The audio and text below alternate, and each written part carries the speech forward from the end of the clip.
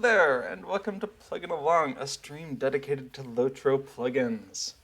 Last time on Plugging Along, we implemented a timeout feature for the Soliloquy of Spirit tracker, where rows would drop off once their timers are expired and the player's out of combat.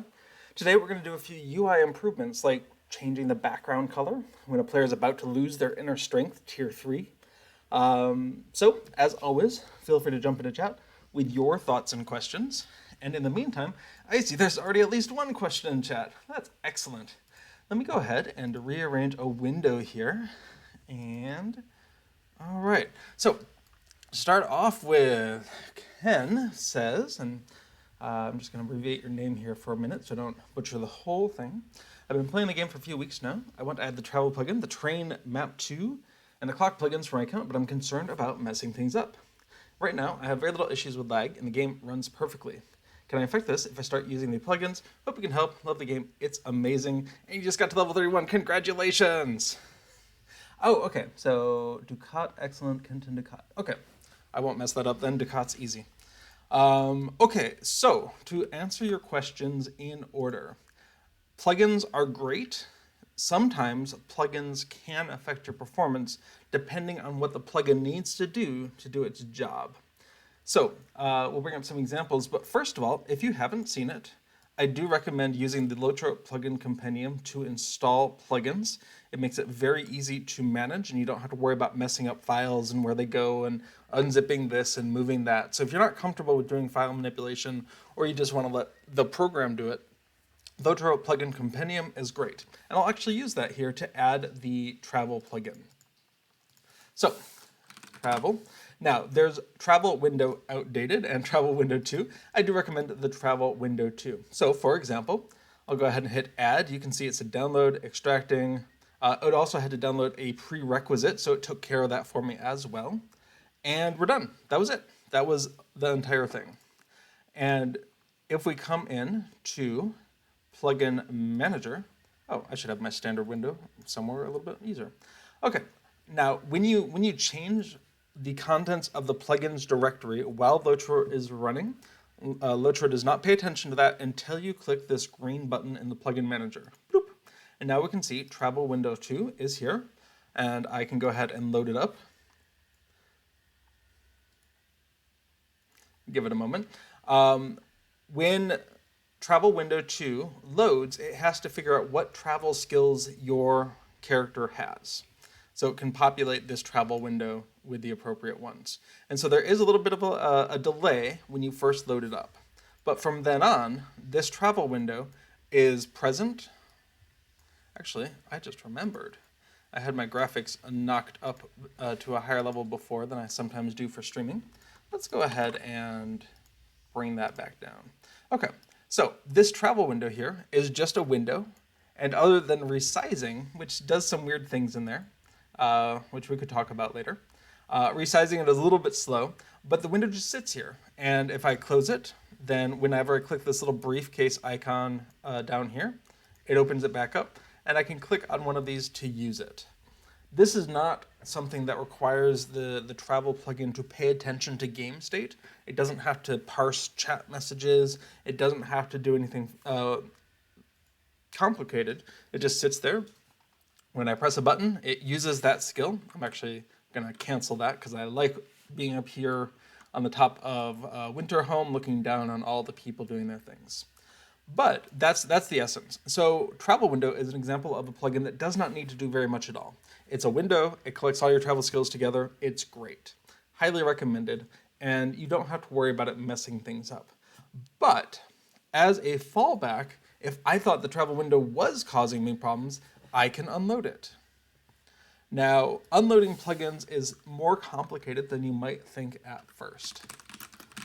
Because plugins are not loaded independently. Plugins are loaded into something called an apartment. So more than one plugin can exist in the same apartment. It's kind of like an actual apartment. You have roommates who move in, their stuff goes all over. It's really hard to tell whose dish, who owns this dish, whose cup is this. And so for a LOTRO can unload an entire apartment, but it can't extract a plugin from that apartment. It doesn't have a way to easily figure out what is which plugins within an apartment. So you can unload an entire apartment, or you can unload all plugins. Now, you can tell if a plugin is in its own named apartment by looking at the /plugins list command. As you just saw me type /plugins space list, and then any plugin that has parentheses after it, that's the name of the apartment that it's in. So a lot of plugins will come with their own apartment, but a lot of plugins won't. And if a plugin has a use to be unloaded and reloaded, that's a good reason to have your own apartment. If your plugin doesn't do that, you would probably just want to be in the global apartment. But we can unload an apartment by name. Plugins unload, well, if I just type /plugins, we get a little help message.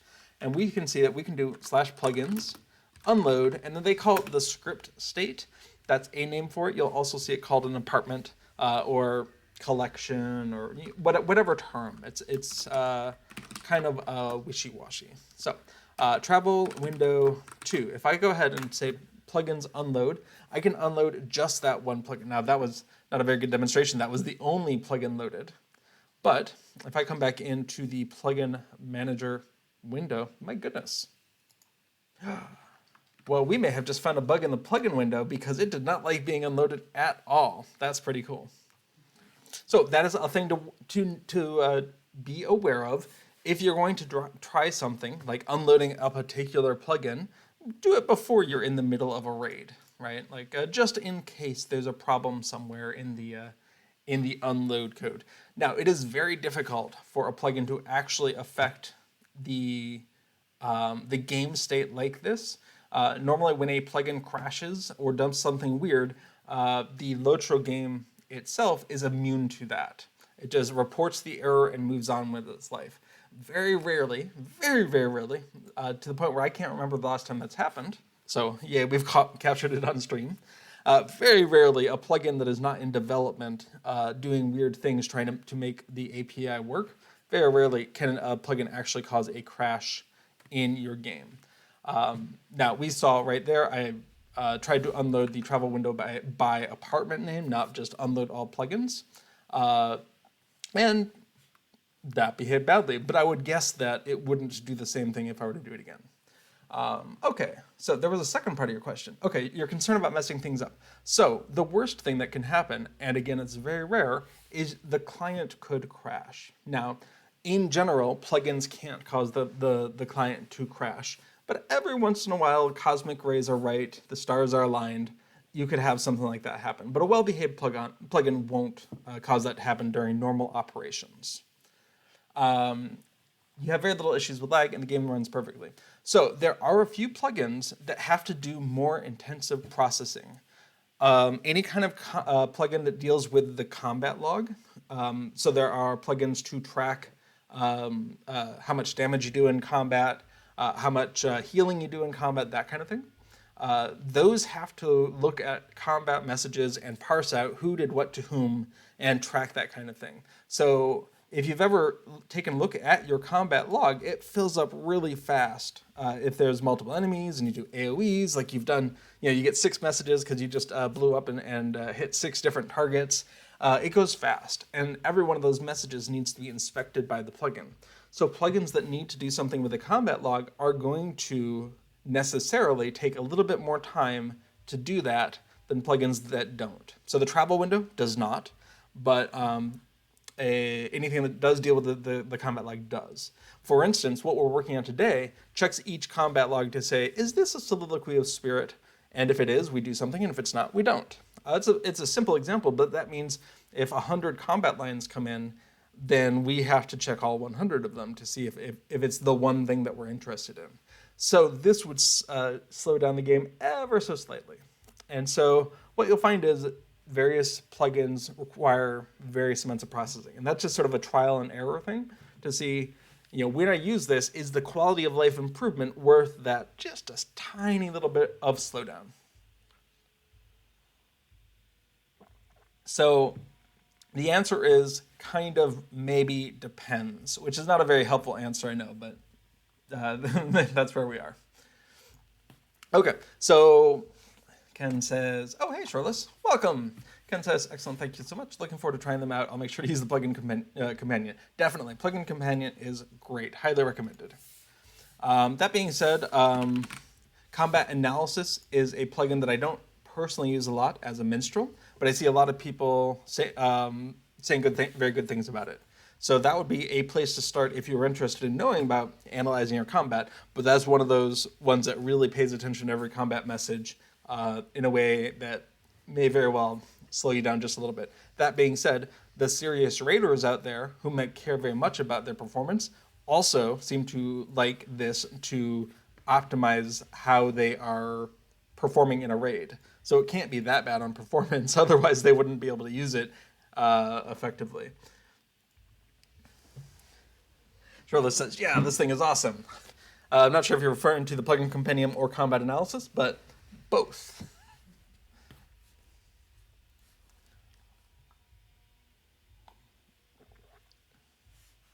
Okay, and then it looks like, oh, yes, thank you, Little Redhead. I was just about to suggest doing a exclamation point plugins command. Cool. If you are not familiar with it, Ducat, there is a website that most LOTRO plugins can be found at. That is lotrointerface.com. And you can come here, you can go to the download section. It also has stuff for Dungeons and Dragons online. But specifically, the LOTRO stuff, I spend a lot of time looking at the LOTRO standalone plugins, and specifically the other category. But you can see there are a lot of categories here. So if something falls into action bars and main bar, then it'll show up in that category, for instance. And then the other sort of a catch-all for all the other stuff. Right, and top of the bar, Titan bar, currently maintained by Duriel, is great. If you are like me and want to have a lot of little bits of information at your fingertips. Cool, okay.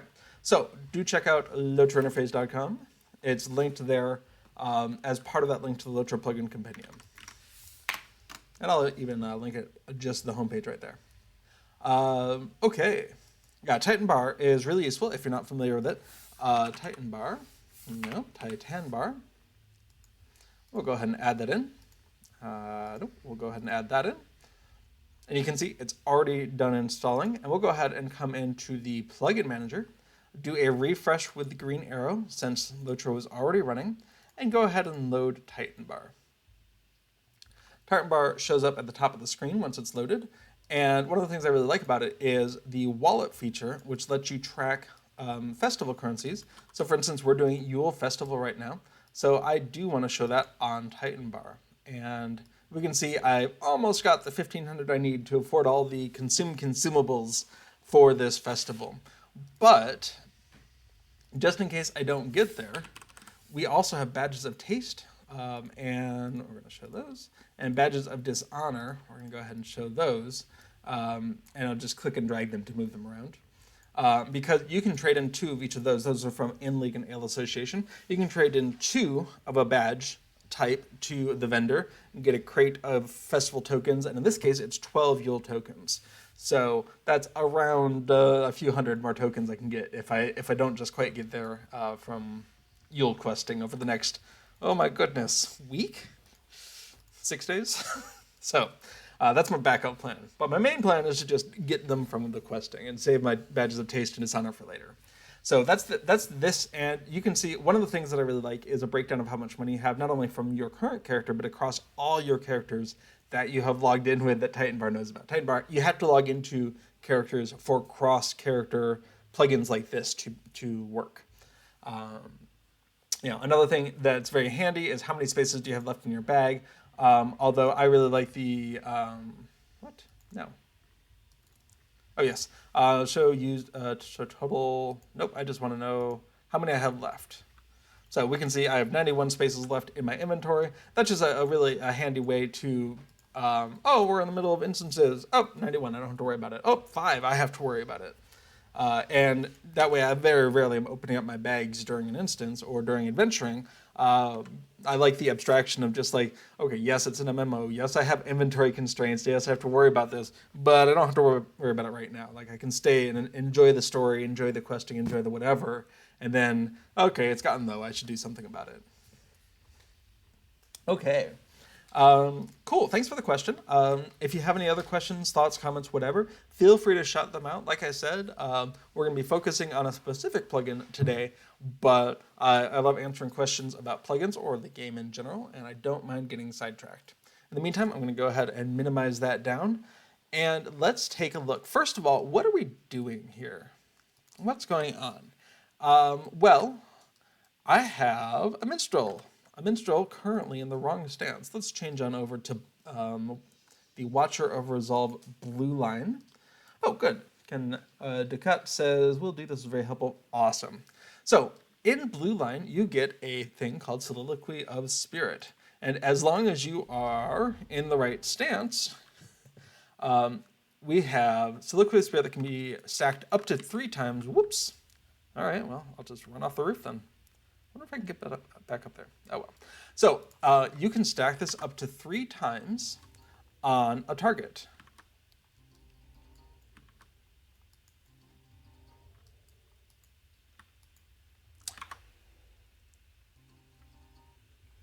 That's interesting. Why am I not seeing the buffs on my target?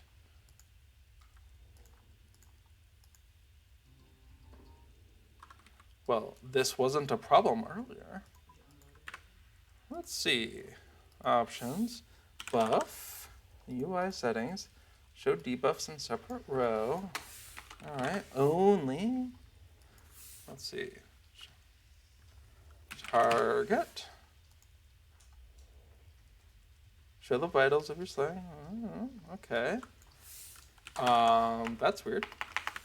What about me? Oh, Charlotte says. Okay. Well, thanks for being around, Charlotte. See you later.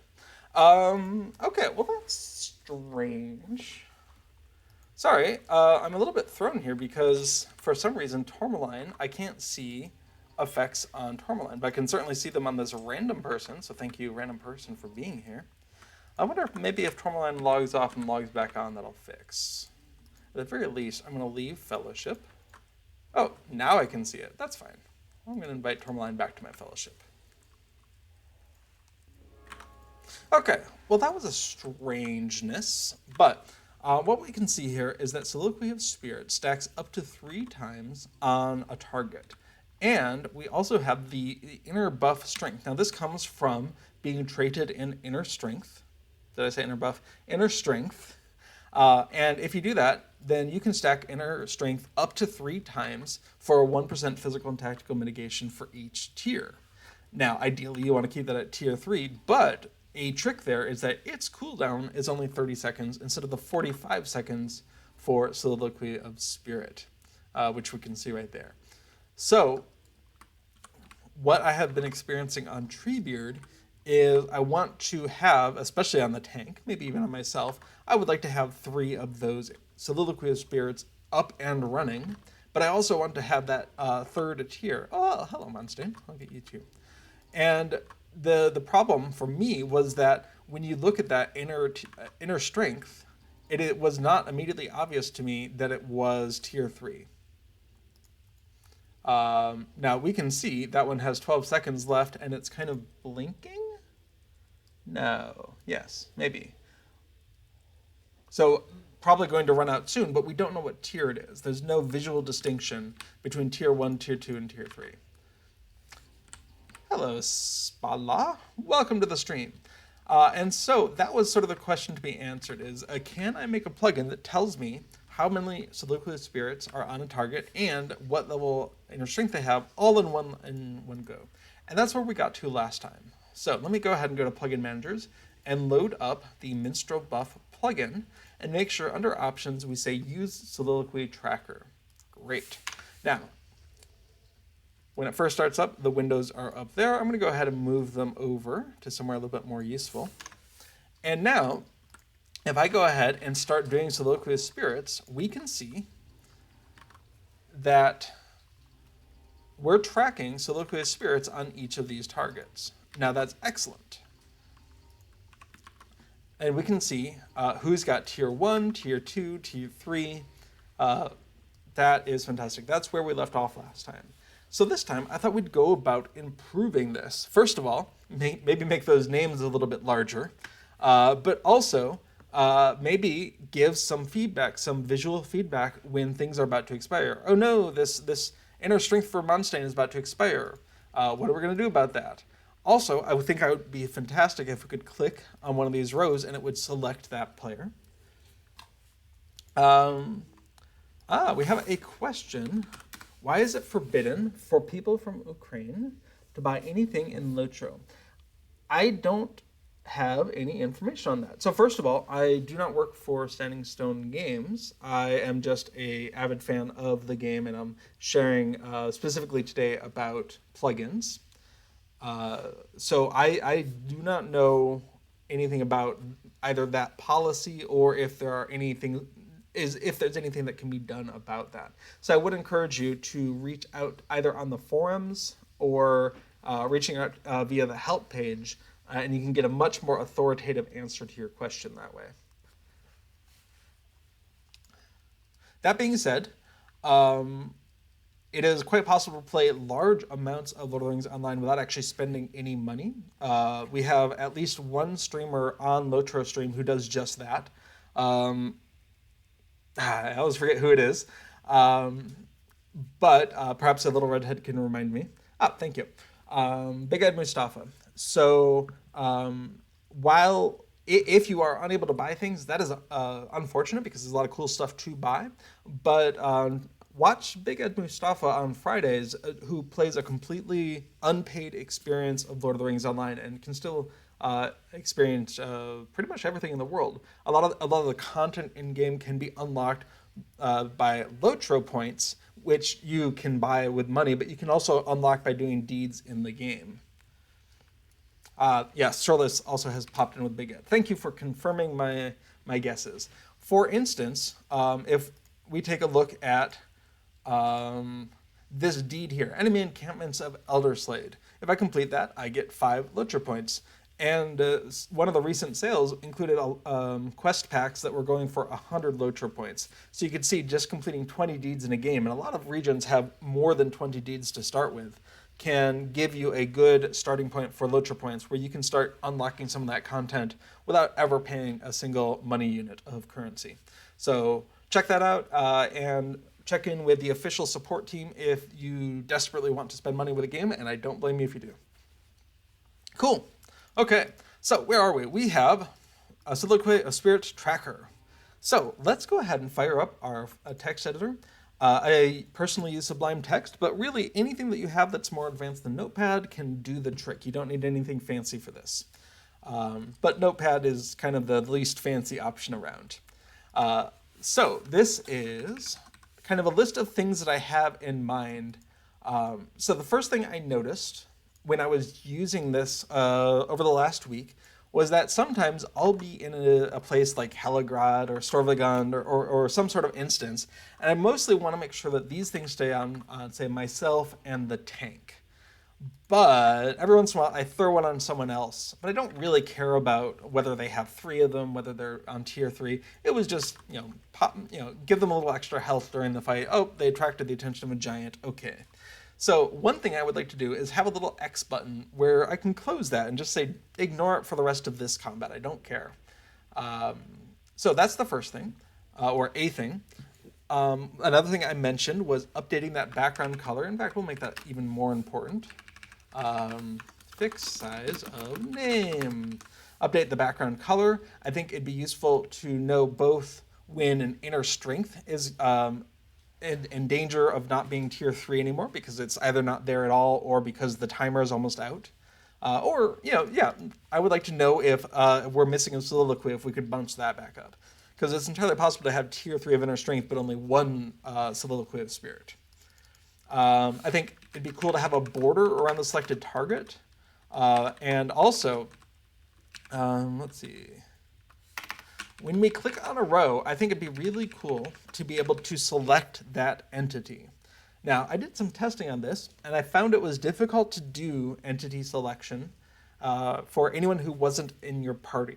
But that's okay. We can figure out if someone's in our party and then use that as the entity. So that's not a problem. And then some other things. So we'll sort of work through these one at a time and make progress.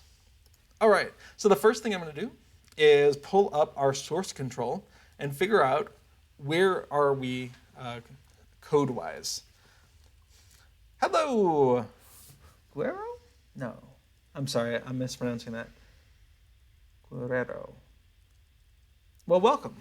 Welcome to Plugging Along, where we're talking about LOTRO plugins. So where are we in code? So we have these to-do items here. In fact, I'm going to commit those. Today's to-do items. I'm going to take a snapshot of that file, and then we can see in our main file, we still have this helper dump function, which will spit out the contents of an arbitrary Lua variable. That's still helpful to keep around. And then options, we can see our debug is set to false. Okay, awesome. And we still have this old image of what would this look like. And I think it's actually really cool to see how the finished product is getting very close to this. But no need to do anything about that. Okay, fix the size of the name. Excellent. So let us let's take a look at what that would be. Right now, we have the window as a whole, and the window has a series of rows. And we can see that, as all of us collapse. So this, no, he's on someone else. There we go. So all of these rows are contained within a window, and then each one is its own row. So the name, the size of the name, is going to be controlled by that soliloquy row. So let's go ahead and come find where that is. Okay, we have the player name label, and so we want to go ahead and set the font. Okay, what does that look like? Well, when in doubt, let's come back to our, whoops. Sorry, I was trying to resize that window and I just scrolled on down. Let's come back to the API documentation. And in this case, we're talking about a Turbine UI label. So we want to go ahead and drill on down to label and check out the members here. In fact, let's see, do we see anything? Nope. Let's look for the word font and see, do we see something related to font? We have get font style, we have set font, and set font style. Okay. So set font, it says a number, but there's a shortcut for Turbine UI LOTRO font, which predefines a number of fonts for us. Excellent. So we have the pieces then that we're going to use to put this together. So let's go ahead and player name label set font. And we're in turbine.ui.lotro.something. Now, there's a bunch of fonts here. I don't know if they all work. They may have all worked once upon a time, but I've had good success with Trajan Pro 20. So let's go ahead and we'll just copy paste that in so I don't mistype it. And we have Trajan Pro 20. Okay, so I have mistyped that, of course. Lotro.font.Trajan Pro 20. That's going to go much better. Okay. So in order to see that, we're going to come back into Plugin Manager. We're just going to unload everything, load the minstrel buff, and we'll just slide this over here. Excellent. And let's go ahead and see. Oh, that's so much better. Look how much bigger those names are. Now, one thing I'm noticing is they're a little bit harder to read than I would like them to be. And so a thing we can do is we can adjust this transparency level of the background color. Now, this is more of a matter of preference than anything. And in fact, you could add this as a setting. We've done that on other plugins before. But right now, I'm just going to bump it up from 0.25 to 0.4. There's a value between 0 and 1. So essentially 25% opaque to 40% opaque. And we're going to see, is that just a little bit better? So unload, reload, come back in, and go ahead and redo Soliloquy of Spirit. And we can see, okay, yeah, that's just a little bit darker, makes it a little bit easier to read those against a complicated background. That's fine. And we have seen how to add that as a setting. I'm going to tilt my camera up a little bit. There we go. We've seen how to add that as a setting. It may maybe be a slider bar. We saw that with the opaque quest tracker here, where you can just have a slider bar that changes the opacity. So we could definitely think about adding that at some point. But for right now, I'm very happy just hard coding that and moving on. Okay, so that was step one, is fixing the name. So we can come on down here to the to-do file. We fixed the size of the name. Great. In fact, I'm going to go ahead and use that as the snapshot name, as the commit name for our source control. So what did we do? We fixed the size of the name, yep. In the row, we changed the transparency and set the font. There we go. Those are the two things we did. Updated the to-do file, change that. We're going to go ahead and commit to take a snapshot of those changes. And we can see on the commit tree, we had today's to-do items, and now we've fixed the size of the name. So nice little discrete bits of changes there. All right. Now, that was a nice little warm-up. So what do we have that's maybe a little bit more complicated? So, I just had a thought that I'm going to write down for later. Do something meaningful if our target leaves the party. No, if our selection times out. That's what I was thinking. We had lots of party adding and subtracting earlier, and my mind is still on that. So if our selection times out, the row's going to disappear. We should do something reasonable if we're showing a selection border around that. Okay, so, but in the meantime, I'm very intrigued with this idea of changing the color based on the current state of things. So, first of all, we should have an idea of what colors we're going to use and maybe define those as variables so we don't just have them sitting around. Like this right here, this background color is fine if that's the only color, but we're about to have multiple possible background colors. So let's come on up here and start making some new variables. So the row background color, we'll call it good, right? Like everything's working fine, is this black color. And remember, this is transparency or opacity. Opacity, let's make it a comment. Opacity, red, green, blue, RGB. And those are values between 0 and 1.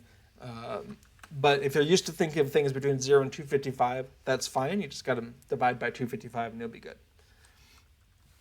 Okay, so we have a black, mostly transparent background. Awesome.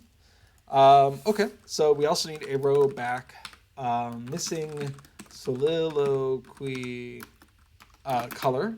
And this is, again, a turbine.ui.color. I think we're liking, in fact, let's pull that out. Let's say row back opacity. It's even better if you spell it correctly, equals 0.4. And then we can substitute that in here. And that way, when we eventually start changing things, we'll have a more centralized place. Okay. Missing soliloquy. Did we have any thoughts on that? Yellow. Okay. Whoops. I'm going to move that window out of the way. In fact, I'm just going to close that right now. Okay, so yellow for this color. So we need yellow. Now, if we go back to our standard color mixing, then we know that's a mixture of 100% red, 100% green, and no blue is probably correct. Double check me though. And then row back, what do we call it? Missing inner strength. That sounds good. And again, this is a turbine.ui.color with the row back opacity. And this is just going to be red. So 100% red 0 green, 0 blue. I'm going to go ahead and move this comment up, actually. Color. And we'll just go ahead and call it out there. Just as a reminder of what's going on here. Okay. So those are some colors that we can use, which means now when we talk about color later, we don't have to hard code this color right here. We can just reuse, the row back color could. And again, naming things is hard. So come up with things that are memorable or at least obvious when you look at them what they're supposed to be. And sometimes they will be grammatically terrible. Or at least feel that way. Okay. So, how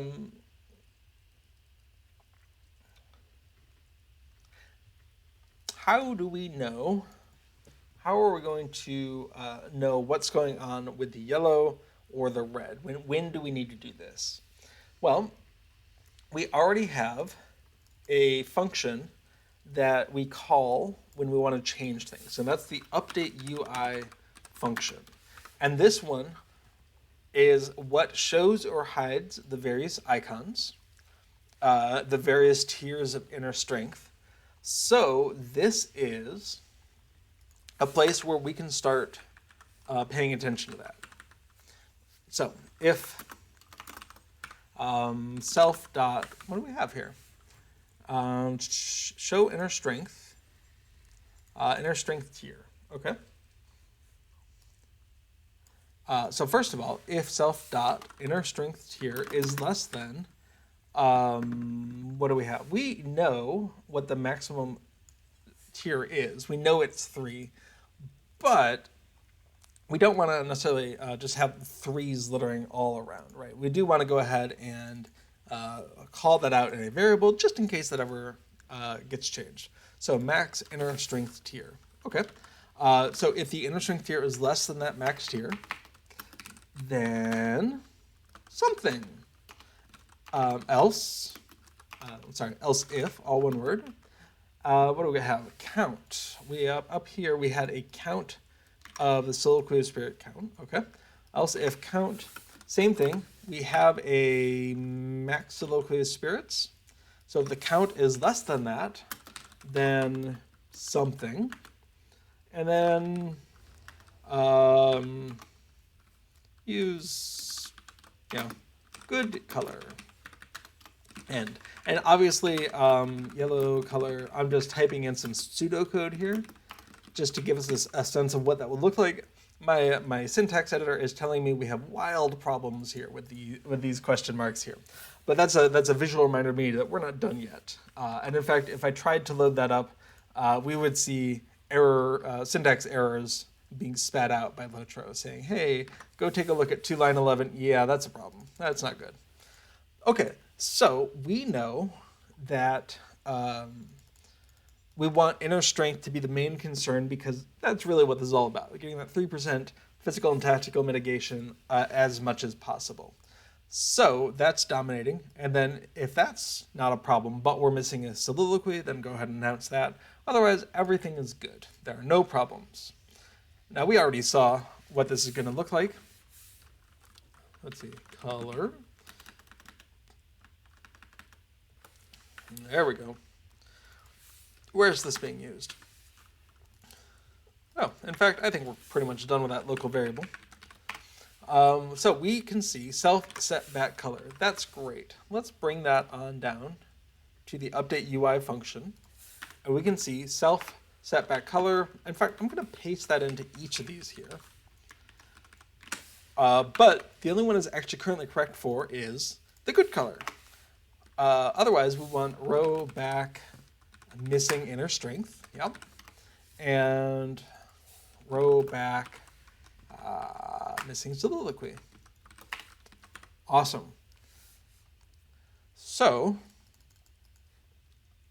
let's take a look at that. What would that look like?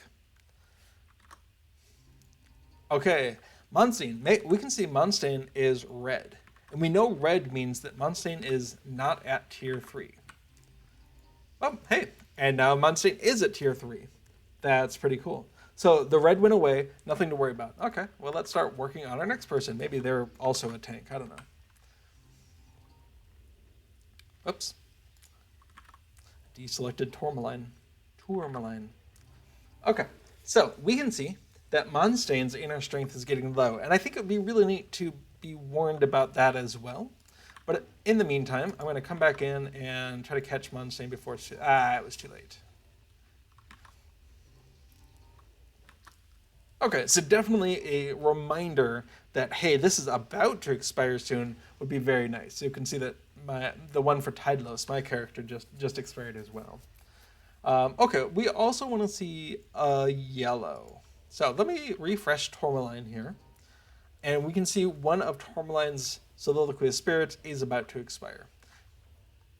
And we can see Mondstain's inner strength, tier 3, is about to go away. That's a problem because, of course, we'll have to start back over at tier 1. Okay, so we can see the yellow is doing just fine. And we can see that Mondstain's going to drop off completely here since we are not in combat. And the last thing just expired. Okay, everything's working as expected. So that's a really good start. Just waiting for Tourmalines to tick off here. All right, excellent. Okay, so that's a really good start for the colors. So update background color when inner strength gets low, fewer than 3 soliloquies. Okay, so what do we have here? We have inner strength is less than 3, or less than max. Soliloquy of Spirit less than max. So we've got those. We don't have the getting low part yet. Oh, thanks, Moobot. It is Yule time. So we don't have the inner strength getting low yet. But I think this is good progress. So let's go ahead and... Oh, you know what? While I'm thinking about it, row back. I named this one row back color good, and these are just row back Melissa. Pardon, I just closed the window. I included the word color here, but I didn't actually include row back color. Let me go ahead and fix that up right before I start committing things. Same thing here, row back color, missing strength. I think it'll be better to have that consistency in naming. Okay, let's go ahead and take a snapshot though, now that we've fixed that little goof. And what do we have? We have, all right, to do updates. Let's go ahead and take a snapshot there. And then inner strength less than max, done. Soliloquy of Spirit less than max, done. Okay. Changed row color when not enough buffs. And the Soliloquy of Spirit, the Soliloquy tracker row. What do we have here? We have these colors that we went ahead and defined for ourselves. We have used that variable in the initial setting of the background color, and we now check when we're updating the UI what's going on here. Okay, those are all the changes. So we can go ahead and take that snapshot and then minimize that back down. Okay, so inner strength getting low. How do we know about that? Well, we have a timer class, and last time we modified the timer control so that it would, timer elapsed, so that it could call a function to say, hey, I'm done, just in case something cares about whether that timer is done. The Minstrel Buffs class itself doesn't. It just keeps checking the effects list of the player. But in this case, we can't do that for other targets consistently. And so it was very useful for the timer to just say, I'm done. And then we could say, okay, that's good enough because Soliloquy of Spirit and Inner Strength always have the same amount of time unless the player dies, in which case you've got bigger problems.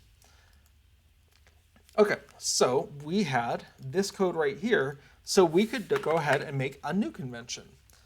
In the update function, we can say if self dot, if, I don't know, if, what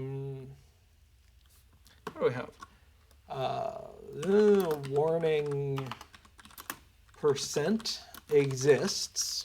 In fact, I'm just going to type this out in pseudocode. So if we have a warning percent and remaining percent, which is a real thing, is less than warning percent, then do something. Okay, what does that do something look like? If warning function exists, then call warning function end. So this is very much what we would call pseudocode or fake code. This is not good code. It won't compile or load, but it gives us an idea of what we are aiming for. So first of all, this is an optional thing, but a lot of the time the timer control will not even have this feature enabled. So we don't want to assume that it's there. So if we have something called self.warning%, this can be set by whoever creates the timer control if they want. Okay, how do we know it exists? Well, it's not equal to nil. Okay, that's a good convention. Leave it nil. If it's not nil, someone has sent it. Cool. And remaining percent, that's actually a real variable that we have up here. Good. Is less than that thing. So self.warning%. Okay, then, so what do we have here? If they've set a warning percent, it might be like 0.3 or something, 0.2, some percentage, and we are less than that, then we want to call a function. Okay, so what did we do before? Timer elapsed. Oh, well, let's just call it warning elapsed. If self.warning elapsed. Again, if it's nil, we just don't do it. And if it's not nil, we're going to assume that it's a callable function. And we'll just try it. And if that doesn't work, then we will error out. Then self.warning, warning elapsed. And just call it. We're done. Okay. Now that works really well for our purposes. It could be that you would want to make this more complicated to say, here, this is a thing that I want you to pass into this warning elapsed, like an index or a name or something. But in the meantime, we only have the one inner strength timer. So that's kind of over-engineering for this, I think. But cool, our timer can tell us when we are too low. Well, let's go ahead and load and make sure we didn't break anything there. Awesome. We're not using it yet, but everything's written fine so far. So I'm just going to go ahead and close the timer control and not worry about that too much. Okay.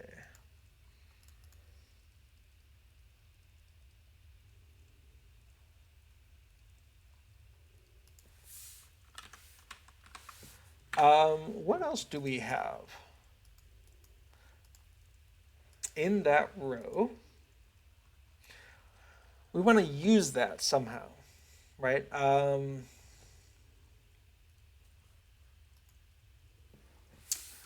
So we have an inner strength timer defined up in the constructor, and we already have that timer elapsed function that would do something with. And so we have two things. In fact, let me go ahead and open up the timer control back up. So we can remind ourselves. We need a warning percent and a warning elapsed. So warning percent and warning elapsed. All right, so those are the two things we care about right now. So the first thing is a warning percent. Self.innerStrength timer dot warning percent. And this is a great thing to eventually pop into a settings. At what level do you want to be warned about this? But we know that the timer is 30%. So 10% of that's going to be 3 seconds. So given that the cooldown of Soliloquy of Spirit is 1.5 seconds, 1001, 1002, 1003. It's really about 3 seconds given the animation time. It's not induction time, but so about 3 seconds. So if you're in the middle of you've just hit it, the earliest you're going to be popping down to someone is at least 4 or 5 seconds. Okay, so 10% is too slow. 3 seconds is not enough time. So I think 25% is a good next step default. And again, eventually we could pop this into some sort of a setting that is user configurable, but that seems like a good starting point. So self.innerStrengthTimer.warning elapsed. What is this? This is going to be an anonymous function. And we can see that we want to do something here. What do we want? Well, we want to call this update UI function, right? We want this function to do something. But just calling it's not enough because we will still have 3 tiers of inner strength, and so we want some sort of self dot pay attention to innerstrength.com equals true, right? Obviously that's not a good name for a variable, but so we want to know that this warning, this 30% has happened. So also, I'm just thinking, this is going to be, update happens every frame. And so we don't actually want to do this more than once, do we?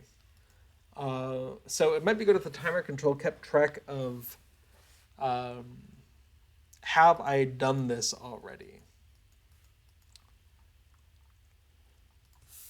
Let's go ahead and do that now, actually. So,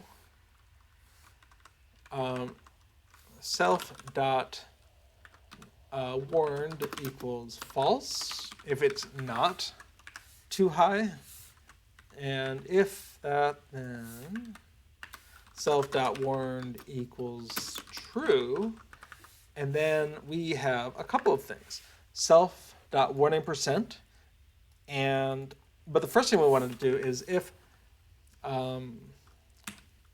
self.warned is not equal, well, yeah, if that's false.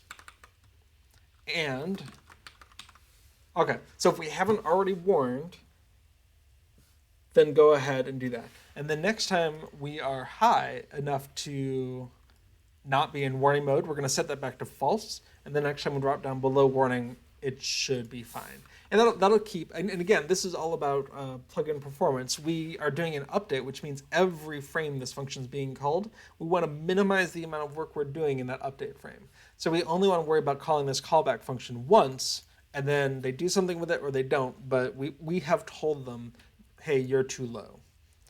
Okay, let's pop back in here then. So we can assume this function only gets called once, and we should do something about that. And so what do we have? We should have some way to track that we have been warned. So self.innerStrengthWarned equals false at first. And then we're going to go ahead and use that. So instead of pay attention to inner strength, we'll just call it inner strength was warned, or inner strength warned for short. And we'll set that to true here. And then we just need 2 things. We need to remember to reset this at some point. And so if we get a Soliloquy of Spirit in handle here, we're resetting the inner strength time. That seems like a good time to set that to false. And then in the update UI, we want to pay attention to that here. So if the strength is less than max strength, or if self.innerStrength warned, then that tells us that either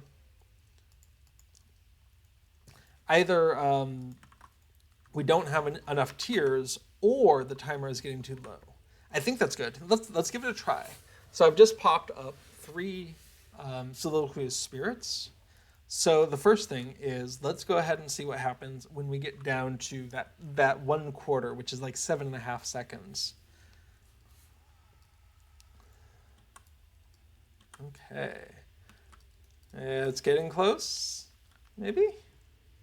Okay, yes. So Tourmaline, we can see, has turned red. So if I go ahead and bump up, yes, awesome. The background's back to the standard black. That's very cool.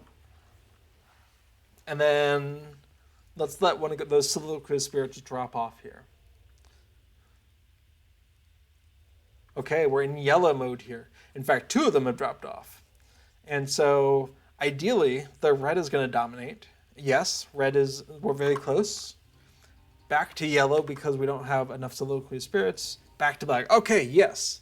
So we have effectively added some color sensitivity, some UI feedback to what's going on with how many Soliloquy of Spirits we have and what tier of inner strength we have. Awesome. That's very exciting. Tourmaline's a little bit hard to read here when we have yellow background, but then it goes red and it's fine to read again. Okay, cool. So let's go ahead and look at what we've done here. Oh, and let's go ahead back to the to-do. Let's see. Warn, change color when inner strength gets low. We can make that capital I. Okay, that's what we were doing. And we're going to go ahead and mark that done. And use that as our snapshot description. Change color when the inner strength gets low. So that was a combination of the timer control now has this concept of sorry,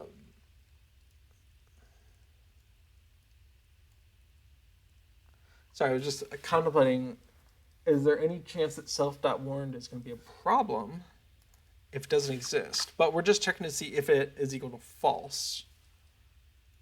And if it's nil, either it will be equal to false, and that's fine, or it won't be equal to false, that's also fine. Because immediately after that, we're going to set it to false. Might be good citizens to put that into a constructor and just default it to false, but I think it's fine the way it is. Okay. Because either it will be false or not false, then that's fine. Or true. So we're going to go ahead and commit that. And the row, this is where we set it up to make use of it. We're going to stage that. This is where we reset our own variable. And then in here, this is where we make use of that variable. Awesome. Anything else in these other ones? Nope, nope, nope, and yes. All right.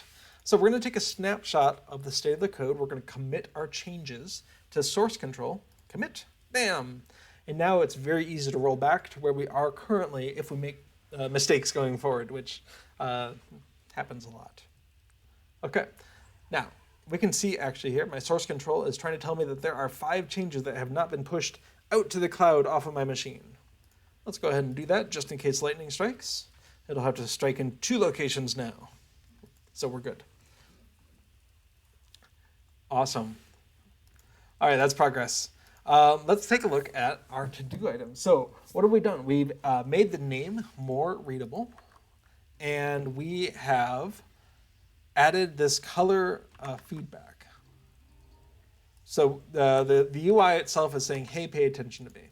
Now, the next thing on the list here, actually, I think even more important than the border is clicking on a row to select an entity, because I continually want to go ahead and click right here to interact with Monstain.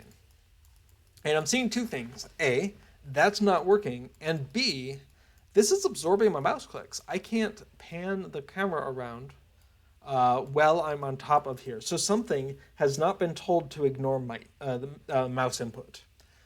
So, new first thing to do, make sure the UI ignores ignores mouse input. Because that's going to be a problem. If this window starts getting a little bit bigger, you don't want to be trying to change your camera, accidentally click on the UI, and then it's absorbing that click.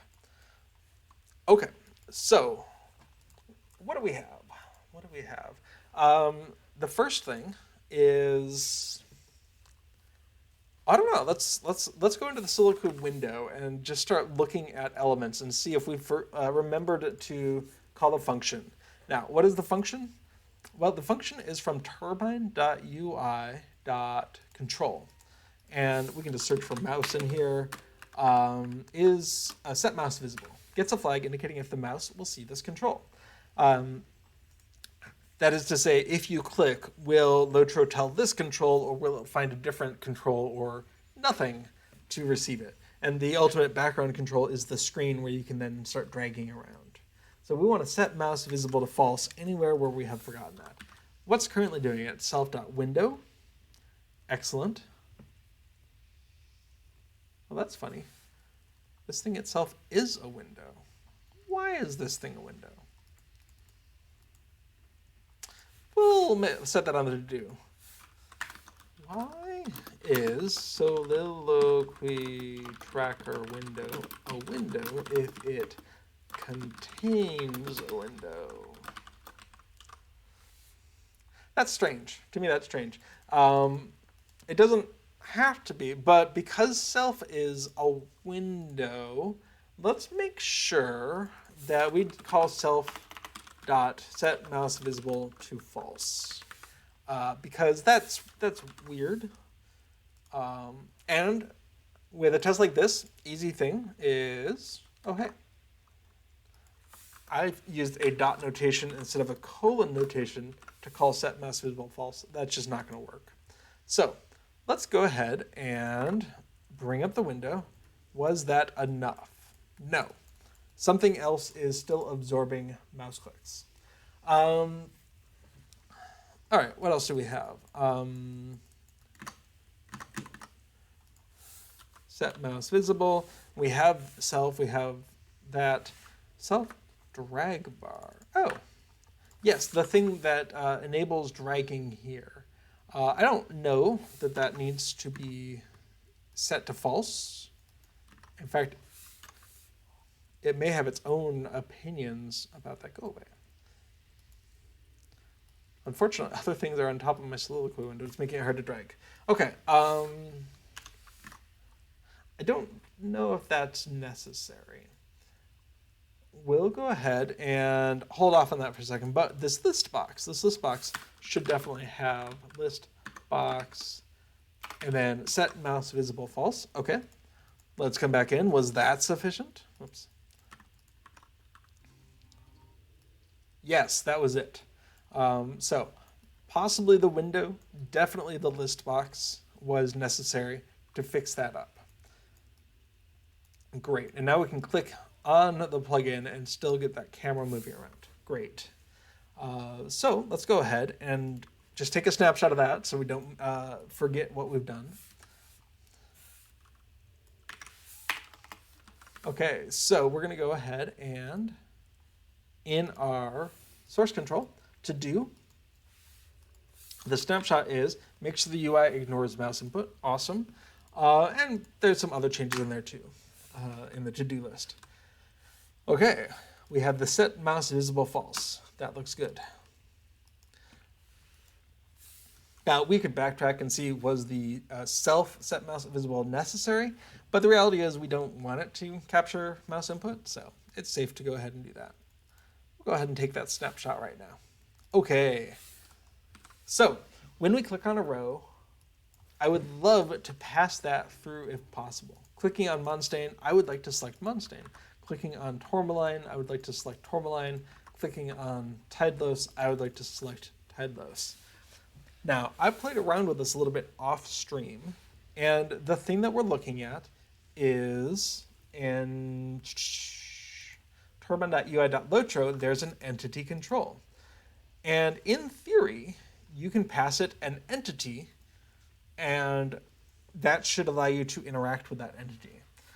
But what I found was that if the entity wasn't a member of your party, clicking on it didn't select that entity. So if I had Jeffrey Bloomer here, can I heal him? No. But if I did have an NPC that I had healed, or someone outside of my party, like that person, there we go, Willa here, they weren't in my party, so it didn't work. But that's okay. We can move forward and just say, well, we can select people in our party, and if they're not in our party, oh well. They're probably not that important to begin with. Okay, so entity control, and that was a recommendation by Baz, so thank you, Baz, for pointing out where to go for this. And then set entity player object. And indeed, a player object was fine, but, or let's see, a player object that was gotten from the party was fine.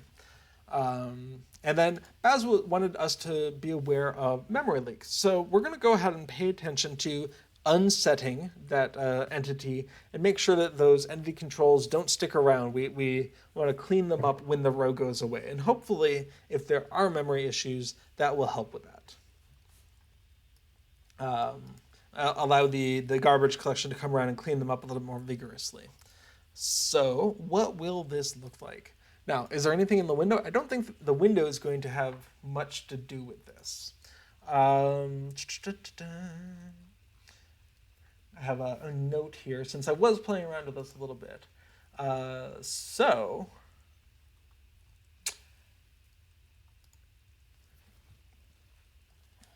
let's see.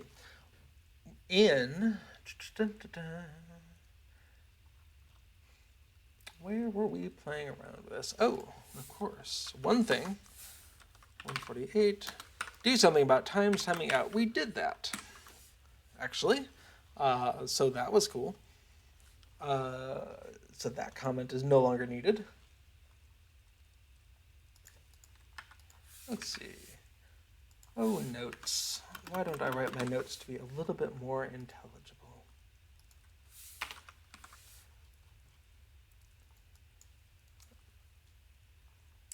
Okay, so that's a thing. Excellent. I found a part of my notes.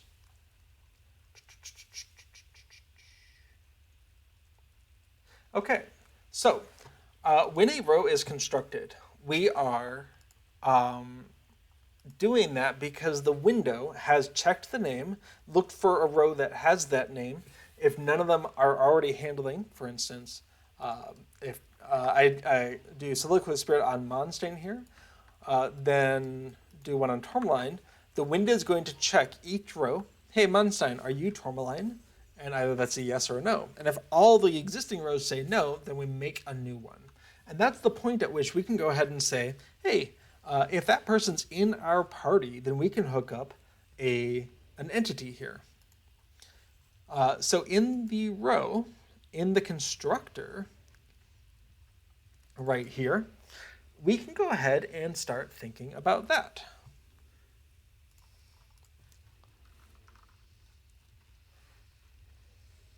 Oh, notes. Why are you messing up? Excellent. Aha, that's why you're messed up. Okay, Baz. Oh, hey, Baz. Welcome. Baz says the memory leak occurs when you do not properly deal with targets you want to set as entity. Oh, awesome. Well, shout out if you think the way I'm going to go down, the path I'm going to tread here is striding into dangerous territory. But glad that you're here, and let me know what you think. Okay, so we have a section here. Let's make an entity control and make sure we spell this thing properly. All right, entity control. Make an entity control if the target is in our party. So we need self.entity control. The default state is they're not in our party. So let's say the entity control starts out by nil. But if they are in our party, we can do something about that. So let's go ahead and just spec out a function here. Function soliloquy tracker row get party entity end. And just for kicks, we'll go ahead and return nil. Okay, so local entity equals self get party entity. And then if that entity is not nil, and in theory, our function will actually return something if that name corresponds to a party member. But right now, it's just always going to be nil, so no problem. Then do something, right? Like, so let's go back to entity control for a moment. Oh, there's no sample code. We'll just fake it. So we are going to go ahead and say self.entityControl equals something. We know it's turbine dot UI dot LOTRO dot entity control. There we go.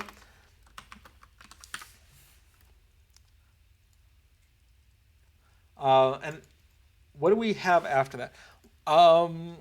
Well, the first thing that I always do with stuff is to parent it.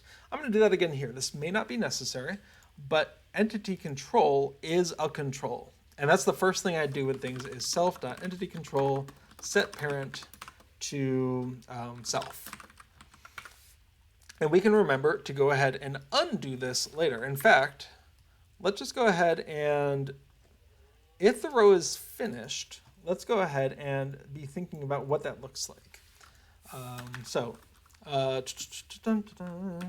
Before we do that, if self.entityControl is not nil, then we can start undoing the stuff that we just did. So self.entityControl set parent nil. Okay. Let's go back up here and keep on going with the stuff that we are doing. Okay, so entity control. Where were we? All right.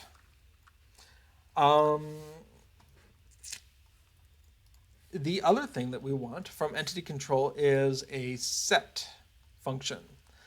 Now, the documentation, the API documentation is actually a little light here because we don't see any functions here that aren't inherited from control. In fact, if we search for inherited from control, it's all of them, right? Like this is where this documentation is actually a little bit behind the times.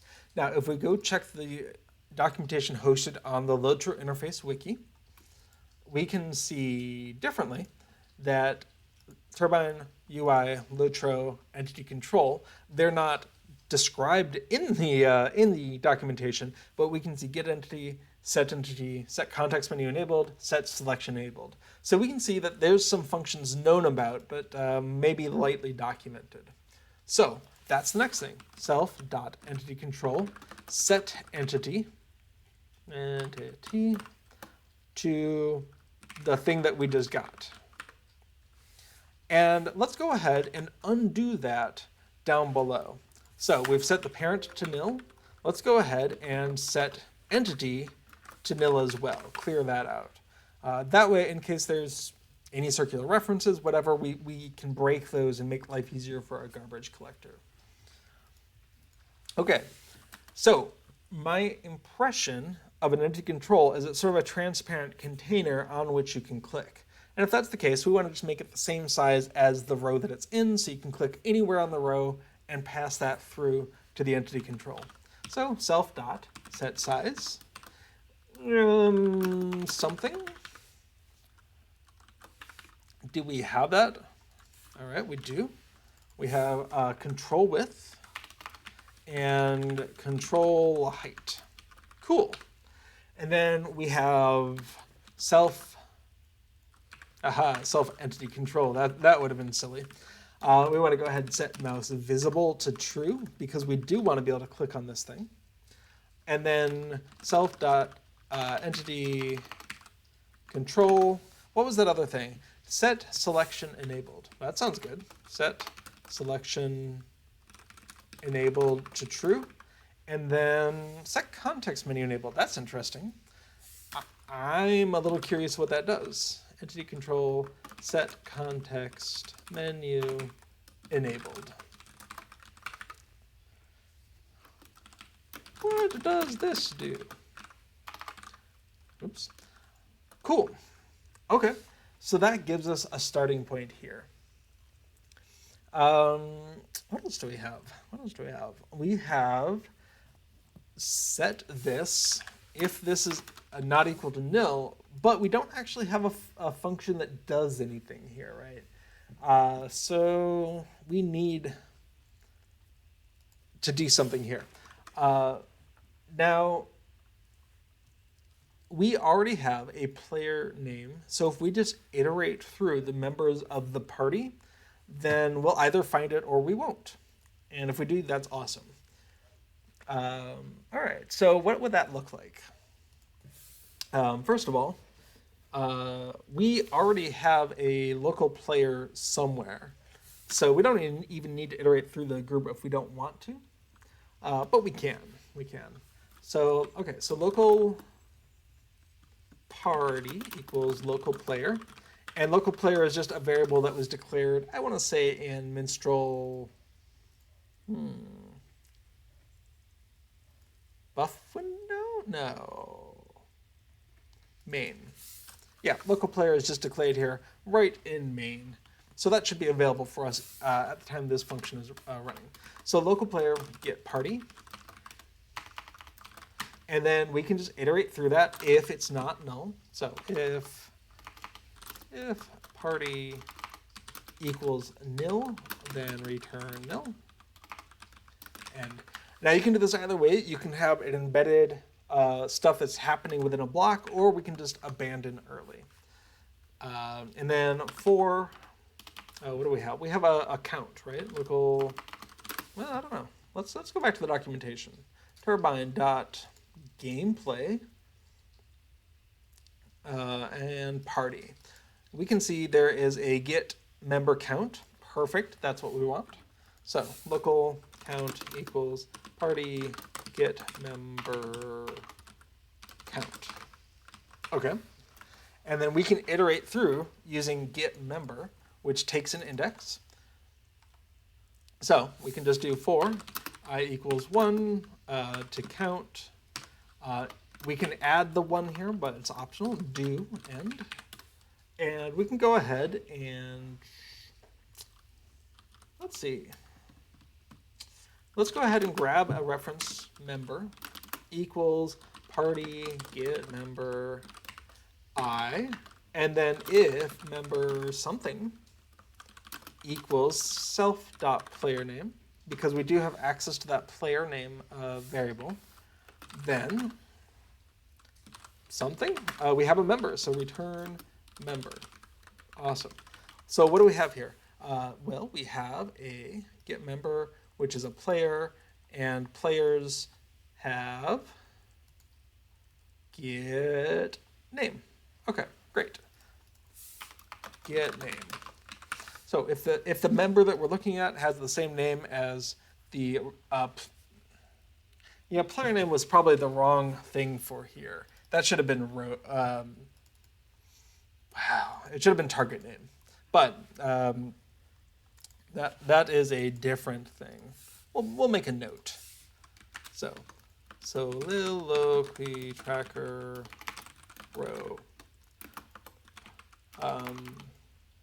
What was it? Player name. Oops. Player name should be target name. Because this is no longer the player name. It was once upon a time, but that's just not good anymore. In fact, it's only being used 11 places. We'll do that next. Okay, so we have if there's no party. Oh, but we could be by ourselves. Okay, so if local player name get name, if self dot player name equals that, then we can go ahead and just return local player. And then it doesn't matter if we're in a party or not. But if it's not the local player that we just did it on, and there's a party, then we can check the party, iterate through each member of the party, get member. If that name equals the thing, cool, we're good. Otherwise, at the very end of things, it's fine. Nil's always a valid thing from this get party entity function. Well, I'm curious if that's good. Well, first of all, let's go ahead and load this function, or this plugin. Okay, we can see the plugin loaded, and it didn't crash, so that's promising. Oh, invalid function call. There we go. Soliloquy tracker row. So let's go look at 79. I did a dot notation instead of a colon. That was very silly of me. That just won't work. Okay, let's try that again. All right, we have a Monstain, we have a Tourmaline, and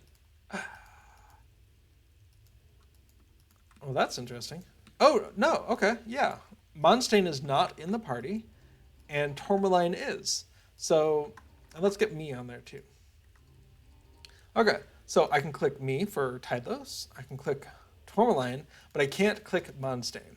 And that behaves as we were expecting. And then at the end, when a row times out, we're going to go ahead and set the parent entity to nil and set the parent to nil, set the entity to nil, and then the window is going to remove this thing, and ideally the garbage collector just takes care of everything else. I don't know. What do you think, Baz? Does that seem like a memory leak-free approach to this? We're not using the target at all. We're just saying if the name of the thing that we casted on from the combat log matches someone who is in our party, then go ahead and set the entity control to that party member. Okay. Neat. Now, we had done something about the context menu. Tourmaline is in the party. Oh, cool. Okay. Is that useful to have that context menu here? I don't know. But that's really cool. It does work. So if I were to fellowship, add as fellow, yeah, okay. I can just interact with this context menu.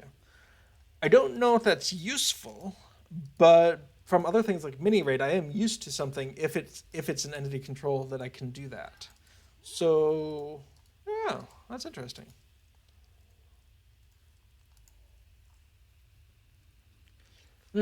Baz says, yeah, to make it save targets, you need to do some tricks to avoid the game from disposing of the player objects the moment you don't target them anymore.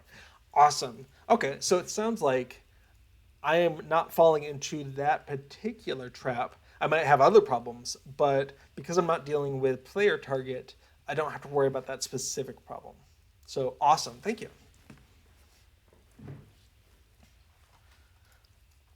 Okay, well, that was pretty straightforward, but something that occurs to me is that it would be nice to have some sort of visual clue that tells me, yes, you can click on this, or no, you can't. And so I think maybe just adding a little prefix to the name might be good. So I'm going to just wimp out and do that. And then, so setting the text right here, we'll just say if self.entity control equals nil, then we're going to go ahead and modify the name here to minus. Else set the text here. And then that way, when we come back in here, we can see that Monstain, we don't think we're going to be able to click on Monstain, and that's true. But Tourmaline should work just fine.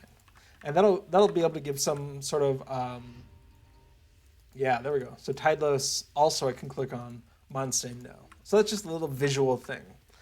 Now that I'm looking at it though, when I made the font bigger, the text is just kind of close to the left edge there. I don't like that. I don't like that so much. Let's go ahead, while we're at it, and go ahead and do a player name label set left, and just bump it a few pixels away from the left side there. Let's see what that looks like. Okay, yeah, I like that.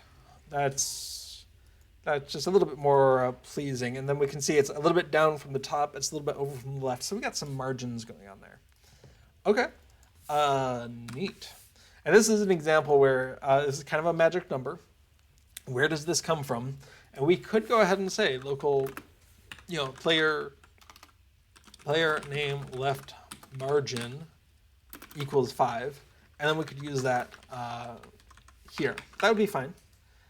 It might be a little overkill for this, but do think about that. Like if I come back in a year and I see that set left 5, is that going to make sense?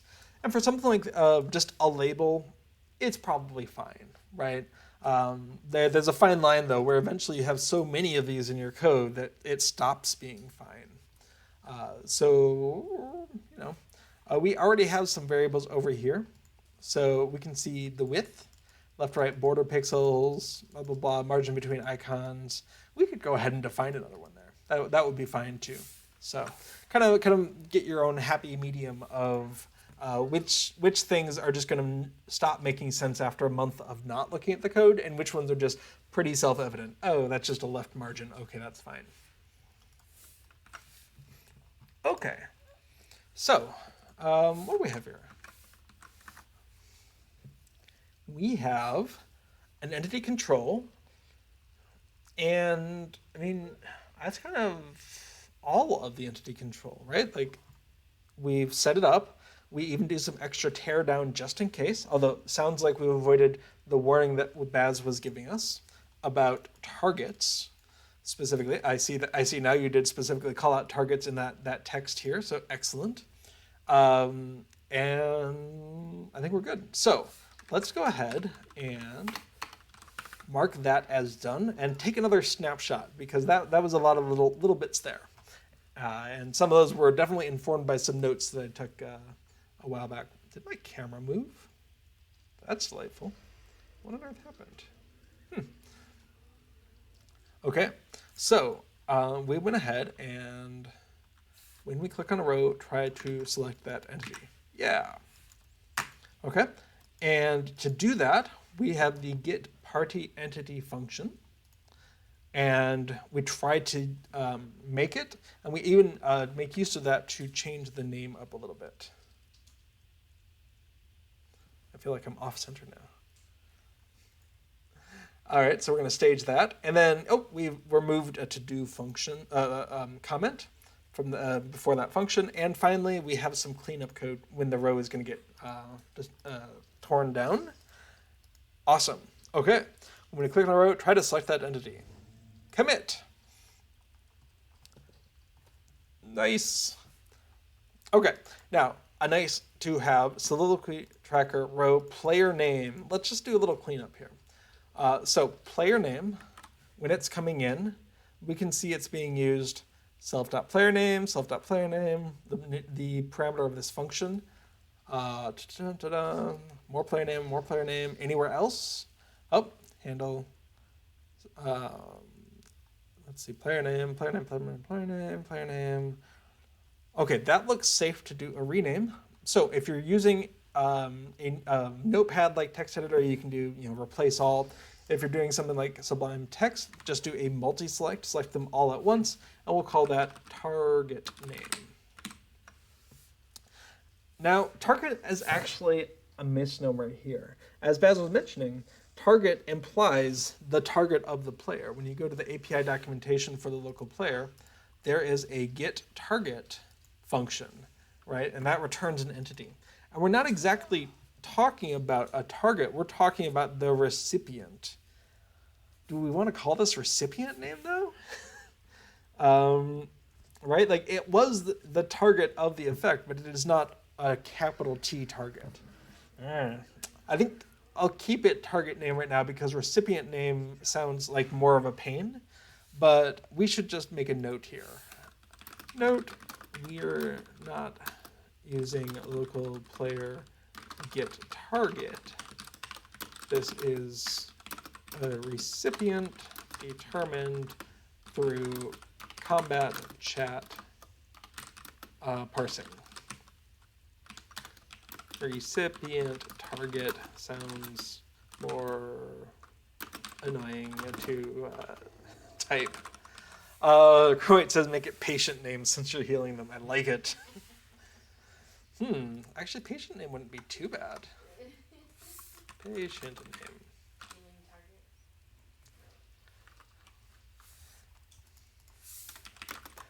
Patient name recommended by Chromite. Awesome. Now that comment may get deleted at some point as being unnecessarily verbose, but yeah, no, I like it. Patient name, self.patient name. Now that was a big rename like there. Let's go back in and see if there's any errors that crept into that. Oops. Oh no, the hobbits are going afk, as they say. Okay, so we can see everything seems to still be working just fine. No error messages in the the standard or error channels.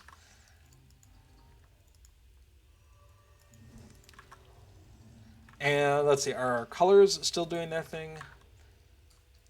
Excellent. Yes, they are. Oh, that's so pleasing. Okay.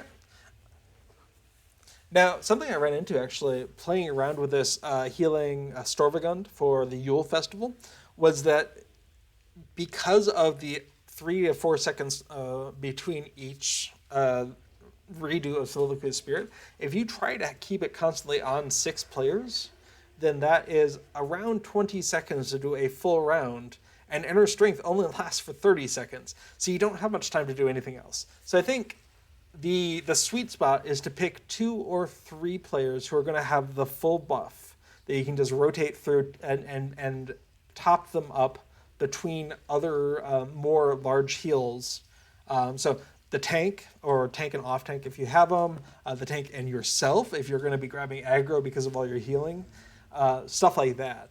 And just pick 2, maybe 3 of the most likely to get injured or the most likely to need it, but not try to do everyone. Doing even 6 is too much. If you try to do more than 6, you have no time for anything else. And yeah, sure, on some of these instances that's fine, but the good news is this stacking, I believe, is per minstrel. So if you have 2 or 3 minstrels in there, you can actually have more than 3 Soliloquy of Spirits on the tank. You could have 6 or 9, and that sounds cool. So, audience, Baz suggests a little redhead says healing target. Yeah, sure, I guess. But again, I'm trying to avoid the name target because that implies, or at least could infer that you're using the target system, the local player get target. Baz suggests audience since you're a minstrel. Yeah, I like that. So yes, we could do audience name as well. Although, is there in English? I can't think of a good name for a member of an audience, like a specific person. Audience to me seems like a collective noun of multiple, like an unknown number of people. Audience member is kind of clunky. Patience, nice and punchy. I'm gonna stick with that for right now. But this is another example of naming things is hard. So we'll keep it like that. So we just tested, made sure everything is good. We can come back in to the to-do file and something else. All right, so in our to-do file, we did a thing, and in our row, we can see each of the places where this changed. So we're going to go ahead and just take a snapshot of that. If we need to roll it back, those are the only things that get changed. Patron. I like it. Little Redhead suggests patron. That's good. I mean, we could take inspiration from the theater here in Frostbluff, and it could just be extras. But that implies they're on stage. Okay, so we're going to go ahead and commit that snapshot there. Baz says, just call it P. One letter variables are good, right? I'm gonna not do that. That's a very suggestion there. Okay, so we have made some really good progress. The next thing is, and this is actually straight from. Let me pull up my compendium, and I use mini raid a lot. I'm sure there's a couple different options out there, but let's see, refresh, and then mini raid. Let's go ahead and load this up. So mini raid is an alternative way of viewing health and power in your party. And that goes all the way up to 20-person raids. Yeah. So one thing that I like is that when you hover over them, it changes color. That's maybe overkill for right now. But what I really like is when you select them, there's a little white border that goes around there. And I think that would be really cool to reflect over here as well. And if I click on myself, it'd be cool to have a little white border around there. And so that sounds like fun, and a fun little challenge. And also a little X button, because sometimes, like I said, I'm running in an instance, and I really only care about myself or the tank, or maybe 2 or 3 of us. I don't need one of these bars up there saying, you failed to keep inner strength on this person for however long the boss fight is going on, when I really don't care about them. So I was thinking about adding a little X button that just like, no, ignore, close this and don't bring them back for the rest of this combat. So what would that look like? Well, we can see that X button in a number of places. Every window has that little X button, but you can grab that image yourself. And in fact, on a different plugin that I did, Deed Tracker, I went ahead and grabbed that X icon for the tooltips. So when you hover over one of these deeds, there's a tooltip. If you tear it off, now the tooltip has a little X button. And if you hover over it, it changes color, it's all fancy. And if you click it, we just close the window that it's attached to. But that's all manual stuff, right? We have to show that X button.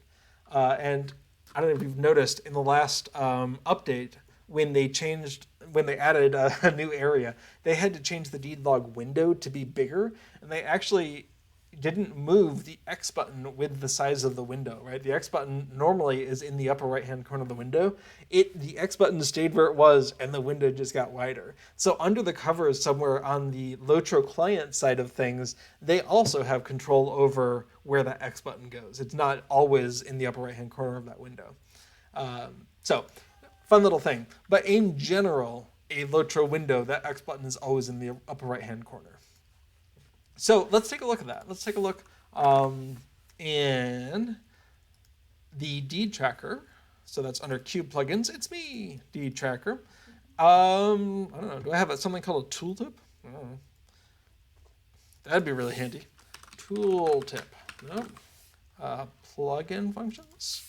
Tooltip. All right. Let's do a recursive search. So we'll go ahead and add the folder that we're in, Cube Plugins. And we'll just search for tooltip. Okay, so we were using a different library for registering tools. Okay, Deed tooltip window, excellent. This is probably good. So, the close button, excellent. We can see it has a background, and when the mouse enters, we set it on rollover, we have pressed rollover. Sweet, I'm gonna steal large swaths of this right here. And I know I want it to go into the Soliloquy Tracker row. In fact, let's just pull that off, and we'll have it over here for reference. So first of all, we're going to need these image identifiers. So these are all stored in its own file called images, and what do we call it? Tooltip close stuff. Awesome. I'm gonna steal those identifiers, and we're gonna put them down here. So we have row close normal equals. And we'll just go ahead and grab that identifier. Row In fact, let's go ahead and throw button in there. Row close button roll over, and that's what happens when the mouse cursor is over it to give you that sort of tactile feedback that you could click on it. And row close button pressed, and again, slightly different look and feel to show you that not only were you over it, but now you're interacting with it. And what does that look like? We can see when we roll over, it goes kind of a goldy color on the upper right-hand corner of that window. And we click on it, it kind of inverts. The blues get darker. Everything just gets darker. And you get a little 3D effect like it's being pushed. And we can get all that for free because these images are available to us from the LOTRO client. Okay, so also we can see they all start with 4.1. That gives us a good sense that they're probably an image. That's probably an image ID. Now, this is a case where if you like white space, you might go ahead and line them all up so that you can see all of these hex numbers have basically the same numbers. In fact, the fact that they are sequential numbers, 196, 197, 198, that's really promising. That we're describing 3 images in a row here. Okay. Oh, hey. Yes, Yule savings, deep savings. Is it Thursday yet? I'm going to visit the store. I keep looking for task carry-alls because I desperately want them on Treebeard. All right, let's go to the item shop and search for carry-all. No, that's not there yet. But if you are interested in discounts on things, you can go to the special section of the store and you'll see Yule savings, deep discounts throughout Yule, and you can click on the percent sales to see what's up this week. Milestones and other things. Cool. Little Red Head points out it's not Thursday yet, which is a good point. That is when it's supposed to shift from 1 week sales to the next, but I keep hoping that they bring them out early. Oh, and double bonus LPs. So if you have not tried buying LOTRO points for money, which you don't have to play the game, but if you decide you want a little quality of life improvements, when you buy LOTRO points, sometimes there are bonuses and sometimes there's double bonuses, and we're in the middle of a double bonus. So instead of getting 100 bonus points, you're now getting 200 bonus points for this cheapest pack, and then it goes up in price and in quantity from there. Okay, so we have the X icons. Now, what are we going to do with them? Well, back in the window here, we have, when we're constructing a row, we're just going to go ahead and add this little X button to the upper right corner of the row. So, just somewhere down here, we have, great. So, make a close button. Neat. So, self.close button equals turbine.ui.control. Now, an actual button, is there a reason why we're not doing a button? Why are we? Oh, because we want to set the background. So a button, at least a UI.lotro.button, gives you that blue button color that is skinnable and lets you set text on there, but we just want this to be image only. So a control makes sense in that case. Okay, so remember the first thing we want to do with a UI element is set the parent. If the parent is not in a hierarchy of a top level control, you won't see the control. It'll be very sad. So self is a top level control, so we're good there. Self.close button. What's the next thing? Set background. Yes. So we have that close button. Row close button normal. That'll be great. We also have a size. Now we know that that image is size 16 by 16. I think there are ways to kind of trick the system into telling you what size an image is, but I think there's going to be a lot of plugin maintenance that comes when SSG releases upgraded images someday that include larger icons, that include icons of variable DPIs, which is kind of what I would expect to do, kind of like what Windows and Apple will do, where you'll have an icon set that here's 116 by 16, 32 by 32, 64 by 64, 128 by 128. And then depending on how big your screen is, there'll be a set of images of a certain relative size that'll make sense. But there's going to be a lot of advanced notification before such a thing happens. So I'm kind of happy just hard coding this to be self.close button set size to be 16 by 16. Someday, that'll be a lot of work for plugin maintainers who have done some of this custom stuff here, but that's not, today, probably not even a 2020 issue. I know it's on their agenda for someday that they want to do it, but I also know that they have a lot of things they want to do, so I'm not particularly of the thought that it's going to be a soon thing. Close button, set blend mode. You know, I don't remember why I'm setting this blend mode, but it worked before. Blend mode. And then that's a turbine.ui.blend mode. In fact, I'm just going to copy this whole line.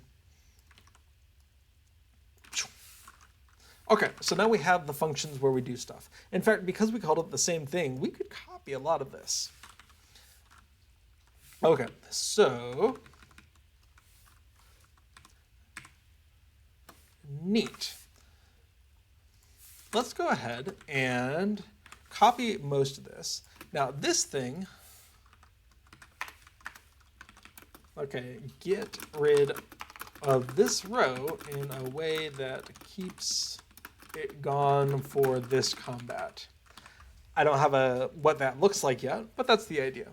All right, mouse enter. We have the set the background. Now I've changed all the variable names, of course, but we have row close, row close button rollover. Awesome.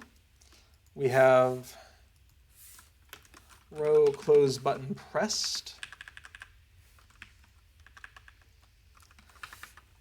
All right.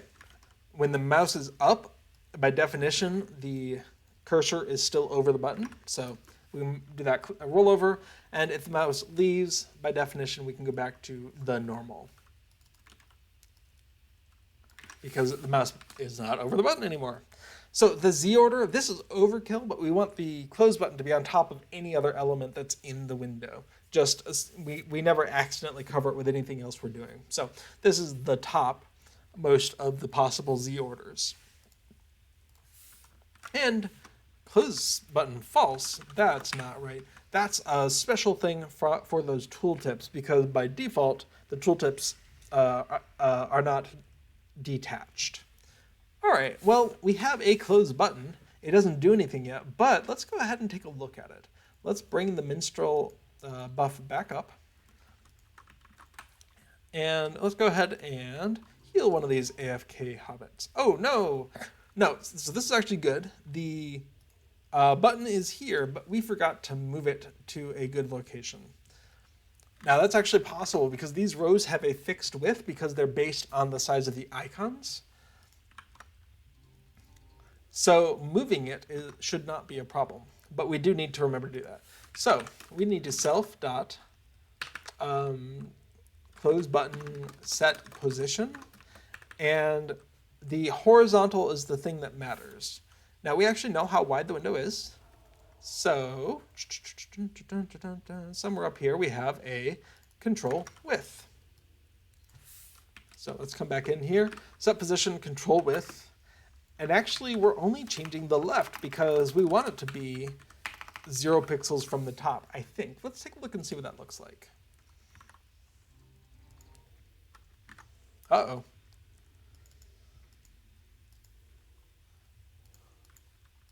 Well, I say that looks good, but then there's no X button. So what did I do wrong? Set left, control width. Is control width the right thing? Control width. Oh, of course, I didn't subtract the actual size of this, minus that 16. And again, we're reusing that 16 over and over. This is a good point to think, do I want to just call that close button width? Maybe. Okay, so we already have row close button width equals 16. We can even indent it out. And row close button height. Now we happen to know that we're dealing with a square button, so we can go ahead and define two variables, but they're the same underlying value. That's fine. So let's come back in here, and we have row close button width and row close button height. And then we can go ahead and say we want to subtract that with. And now, because we're using it in more than one place, that's the time to start abstracting out.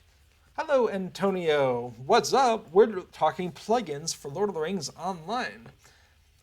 Right now, in fact, we're making improvements to the Minstrel Buff plugin so that it will track Soliloquy of Spirit and inner strength values on a target. What we're looking at right now is what if you get one of these tracking bars in the middle of, say, a long combat, and you just don't want to look at it this combat. I don't care about that person right now. This window is already getting too large. In fact, let's tag some random person. There you go, sneaky. This window is too, there's too many things on here. I can't keep track of them. I want to get rid of them. So the X button here, we've just added the button, but it doesn't do anything yet. We still need a way to say, A, get rid of the row, B, until I'm out of combat again. Now, I'm actually not in combat right now here in Frostbluff, but we have the option via debug options to go ahead and change the combat state as far as the plugin is concerned to being in combat. So for instance, if I enter combat here, then these rows that are timing out, they're not going to disappear until I've left combat. Exit combat, the rows are gone. So we can test that even though we're right here. What's going on? Deed bestowed. Defeat orc defilers in the war? Really? All right. I don't know why that's bestowed. But I've acquired Tracker's badge? What is going on here? Why do I have Tracker's? Why? Okay, what's going on? I'm not in the war. Weird. Okay. Well, so that's what's up, is I'm being confused by random loot that I'm getting. So we have an X button. We need to transform clicking that button into doing something. Now we lifted all of this code from the deed tracker. I think that's great. We're done with that. So we're just gonna think about, what does this mean? So the window, the Soliloquy tracker window, is in charge of dispatching, when it sees a soliloquy has happened, finding a row to handle that.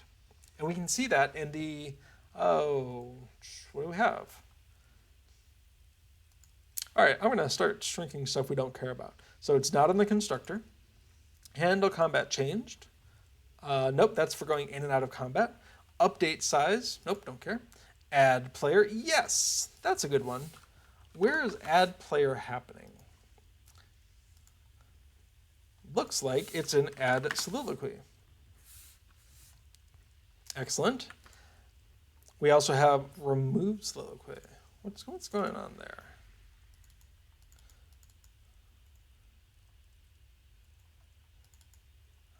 Oh, what? Okay. This is this should really be called remove soliloquy row, I think. But we'll come back to that. We'll make a little note to ourselves. Remove soliloquy should be called remove soliloquy row. So we'll make a note to deal with that later, because we're in the middle of something else right now, and we don't want to get confused. So if we have add soliloquy, where is that coming from? That's from the chat received. Okay, we've seen it in combat chat. We know we're adding a soliloquy. But maybe this is a place where we check, are we ignoring this player right now? And then when we leave combat, we can clear that list. All right. What would that look like? If self dot ignore player of player name does not equal nil, then return end. That's pretty easy. Now, what happens if ignore player is itself nil? Well, that will be less awesome. So let's go ahead and come on in and say self.ignore player equals an empty table. So it's always equal to something. And then handle combat changed. We're going to say if is in combat. If not is in combat. Can we do that? Can we do unary nots? I forget.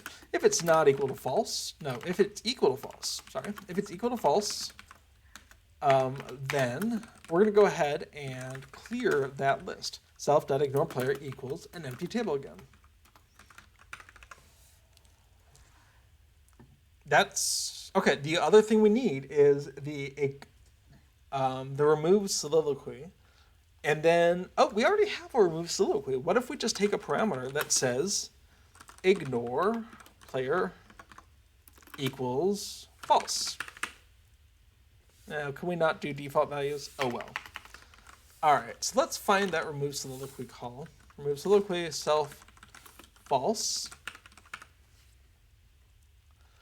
for right now. And then if ignore player, then self, oh, what did we call that? Self.ignore player. Self.ignore player of row.player name equals whatever. True, doesn't matter. Has to not be null. All right, so if ignore player, then set the ignore player of row.player name. Did we already get the player name? No. Okay, equal to true. And then when we say add for a player name, if we haven't left combat, because remember we're resetting it for combat. So if in combat is, if we're changing that to false, we clear that. Now, is that going to be weird if we do something out of combat, we clear them, we immediately go into combat? I mean, that should be fine because then we'll leave combat again and that'll, okay, yeah. So if you have healed someone out of combat and you clear them, or maybe do we clear this list any combat change? We enter combat, we reset it? No, I don't think I like that. I think every end of a combat is when we'll reset for now. We'll see how that goes.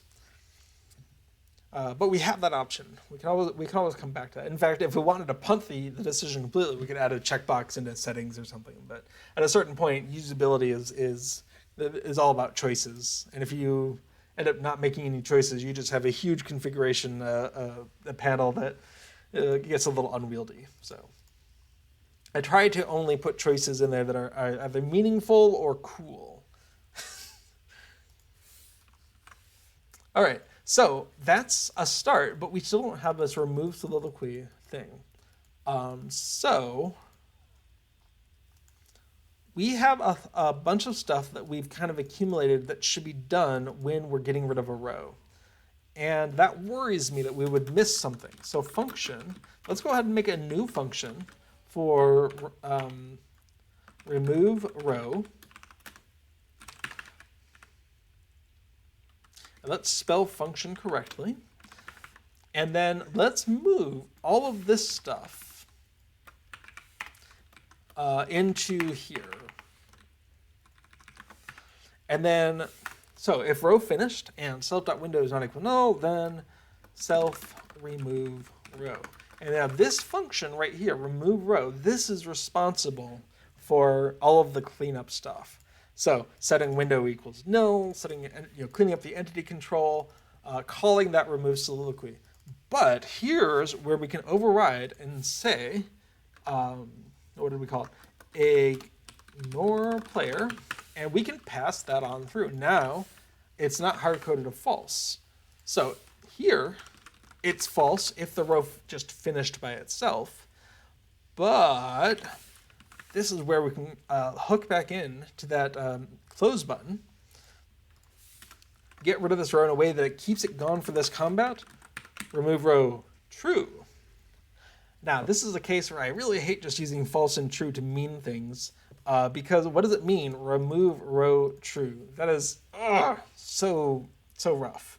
And so what I really like is instead, what are we calling it? Ignore player equals true, and then we pass ignore player, and suddenly it's much more readable. Same thing down below, actually.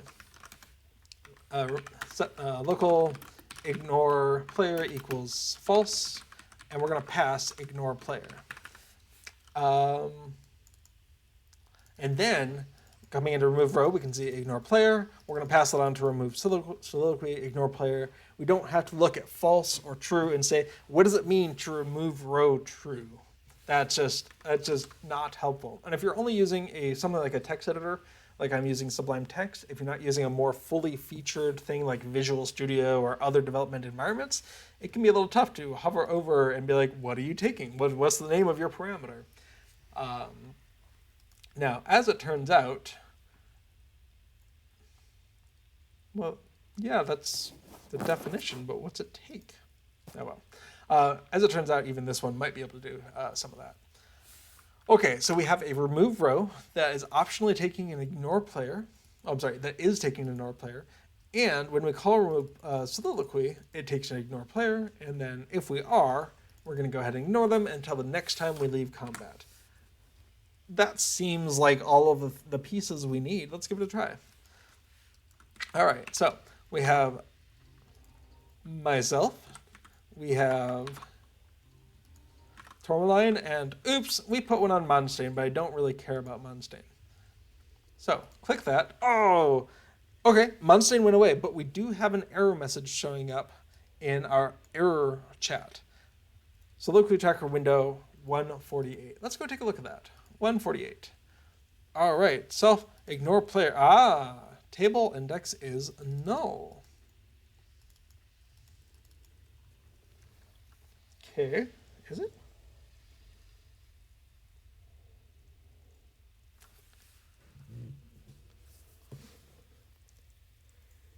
It is null, but why is that a problem? Which one is null? Hang on. Local player name equals row dot. I don't know if it's saying the player name is null or if the ignore player is null or if the ignore player entry is null. So I'm going to break that apart into two pieces. I'm going to come back in here and I'm just going to trigger it by hitting that X. Okay, so we got a more specific error message. 149, table index is null. Sure, it's null, but I'm trying to set it. Hang on. Let's go ahead and turbine shell .writeLine, and we're going to go ahead and dump the contents of self.ignore player. Because I want to see, is that what's null, or is it complaining about the index? Okay, so we click the little button. We can see we got just an empty table there, so it's saying table index is null. Okay, the table index is null. I just want to enter that into the table. Okay, so this is where my day job of not using Lua all the time is tricking me up. Table index is nil. Lua, help me, internet. So let's just, Stack Overflow is usually a pretty reasonable site. I don't think it's going to be helpful here, though. So actually what I want is Lua table add. Because I know that's what I want to do, is look at inserting and removing from a table. Great. Table.insert. Okay, that's fair enough. So we can go ahead and transform this line to table.insert. And the first thing is the table name, so we can say self.ignore player. And the second thing is the thing that we are inserting, row.player name.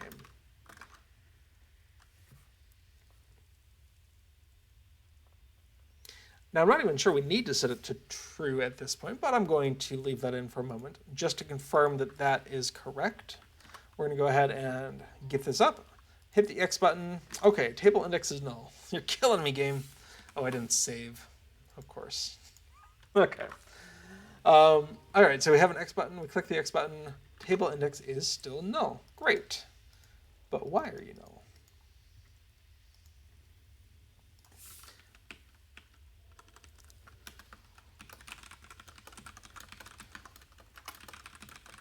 You know, I foolishly got rid of my debug output before I actually made sure the stuff works. Key tip, don't get rid of your debug output output if you haven't tested. All right, so click the little X button. Okay, the table, okay, that did not work. What's going on? Table.insert did not do what I thought it was going to do. Okay.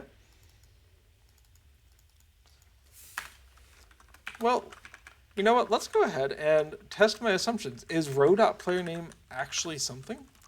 Row.playerName. Maybe that's not what I should be inserting. Maybe this whole thing... Nope. That's not good.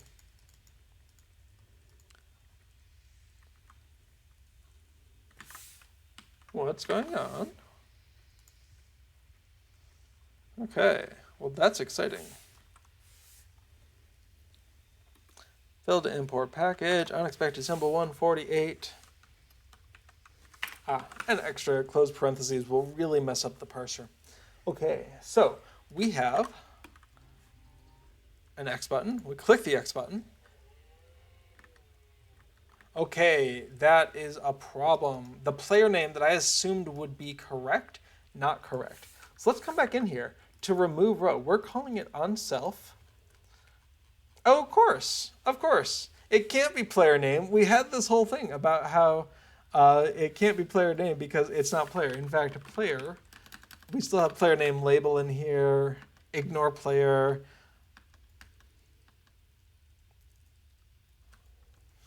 Yeah, I have inconsistently done things here. So we know it's a patient name. Obviously it's a patient name. Player name was... I've gotten myself into problems here because player name was how we did this for the first, 6 weeks of playing with this thing. Let's try that again. Okay, so as it turns out, if you try to set a table entry with the name of blank or nil, the Lua interface is not happy. Oh, there we go. Okay, so how much of this was not necessary? As it turns out, probably all of it.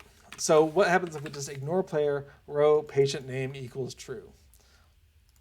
In fact, let's go ahead and dump out the table before and after. Okay. All right, so we have the X button. It's empty. Now it's got a thing in it. I was driving myself crazy with that because I knew this should work. But this is why testing your assumptions is always useful. Spit out some debug output. Test, is the thing that you think is there actually there? And if you rename stuff, try to remember that you've done that. Oh my goodness. All right, I'm going to go ahead and simplify that function back down to the single row it should have been. But now let's go ahead and try it out. So if I X Monstain, and then I do this again, Monstain doesn't come back. Oh, that's delightful. And then if I go ahead and Soliloquy of Spirit, Tourmaline? Uh-oh, that's a problem. Oh, no, okay.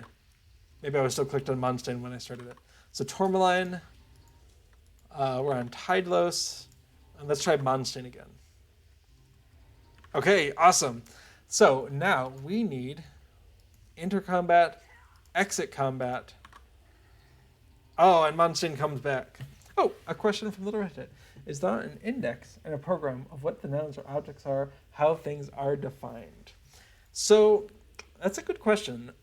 Different programming languages have different levels of strictness for, is it a problem if you talk about something that's never been talked about before? If you reference a variable that's never been referenced before, that's never been defined. Lua doesn't really mind. It's just like, I don't know what you're talking about. It's nil. It's unknown. Other languages like Visual Basic will have a sort of default into that behavior, but you can enable a strict behavior where it's like, no, you need to tell me what that is before you use it. And other languages, a lot of the brace languages like C++, C#, C, it's mandatory. You have to define these things before you use them. Actually, I shouldn't call C out that way. For a long time, C did have some sort of implicit variable declarations. I should stick with what I know, which is mostly C++ and C#, which are very strict. You have to define what these things are before you use them. So the stricter, the harder the languages are about this kind of thing, the less likely you can just refer to something that has been renamed accidentally like this. But there are all sorts of other problems with that. And generally, those languages are a little less friendly for newer people to learn and use for something like this, for plugins. And so because they're writing in Lua is generally a little bit easier to learn and a little bit more fault tolerant, because ideally at the end of the day, if a plugin makes a mistake in one function but the rest of it works, that's kind of like, okay, like this one thing doesn't work but everything else works. Like sometimes you'll see an error in a Titan bar module where a currency doesn't work, but the rest of Titan bar is fine, right? And in the strongly typed world, Titan bar might not even load if something like that was broken.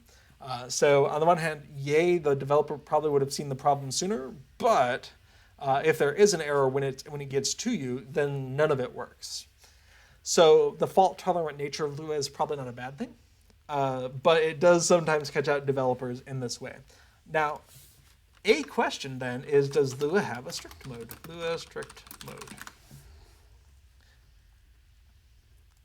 I don't know. Let's. That looks like a Yamaha strict.lua. Interesting.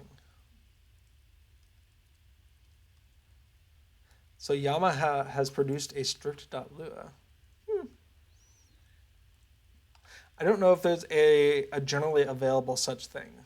I'd be in favor of being able to enable a strict mode, even if just for development purposes, because it does help catch out those things. I think for me, it causes more problems than it doesn't.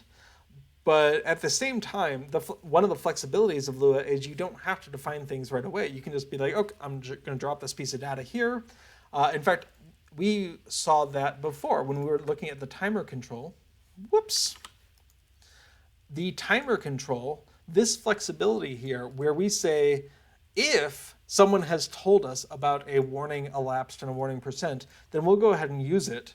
But if they haven't, we're fine, right? Like nil is a completely okay thing.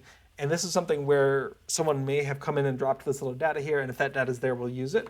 So that's a nice flexibility where we can just change this one function to say if it's there, great, without having to come back into the constructor and define these things and have reasonable values, and we don't have to go overboard, right? And so the flexibility here has been very useful from a development standpoint.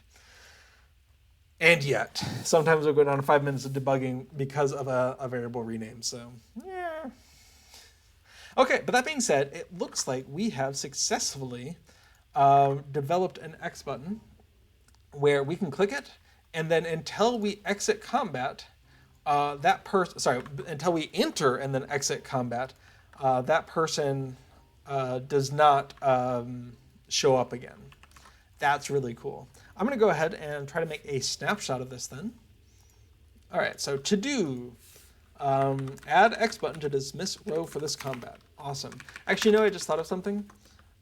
I should always be first in the list. Okay. We'll come back in here. So to do, we added X button to dismiss row for this combat. Awesome. No, all of it. Okay. And then main. Nope, we still want that dump function to just be there for now. The row. Okay, here's where we added the close button. We can see all of that. And here's where we have the capability of ignoring until leaving combat. Awesome. Okay, so we have our snapshot, our commit message, added the button to dismiss row for this combat, and we're going to send that out. And one last thing, I realize I'm over time, so one thing is I'm really used to F1 being me, right? I'm used to being the first one in the party list. And so it's a little disconcerting to see myself come in third here. But that's actually a really easy fix. In the Soliloquy tracker window, when we add a soliloquy, we are normally just saying list box add item. So we can actually just check, is this us? And if it is us, do something slightly different. So let's see. I had a note on this earlier. What was that note?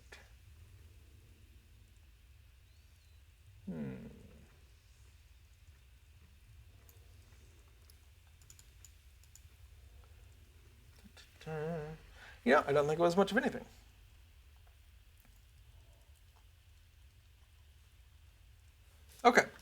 So,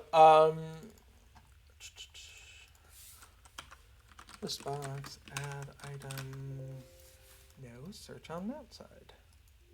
Yeah, okay. So, we have a row that is created. So we can say if we have a player name equals local player, get name. So we've already seen that function. No, not the menu, get name. Then, if it's not, then we can just add that item, right? And then in here, we can go ahead and just say self.listbox, and there's an for list boxes. If we go back to the API documentation, there is in UI. Let's shrink that back down. In list box, there's both an add item, but there's also an insert item, where we can give it an index. So we can say insert item, and for that we can just say the index 1. So we want it to be the first thing there. And if we do that, if we load this back up, then even if we go ahead and heal Tourmaline and then go ahead and pop one onto ourselves, yes, now we are the first one in the list. Now, one could go even more complicated and try to match the order of the party, but I don't know how consistent that is, and I'm not too concerned about it. Really, if I'm able to click on these things and select the player, then that's most of the bang for the buck right there. So awesome. We can go ahead and just call that done. Okay. So we can go ahead and say, and we'll actually say player should always be first in the list. And that's a soliloquy attacker window. Instead of always adding the item to the end, we conditionally insert it as the first item if it's me. Well, if it's the player. Okay, and a couple of things that I don't want to commit. And we're good to go. Let's go ahead and take that snapshot, push all those changes out to the cloud, make us lightning proof, and we're good. Okay, so we're gonna go ahead and start wrapping things up here. So if you have any last minute questions, concerns, comments, whatever you want to throw into the chat, let's do that. But otherwise, I'm gonna take a drink here, and then I think we'll be pretty much done for today.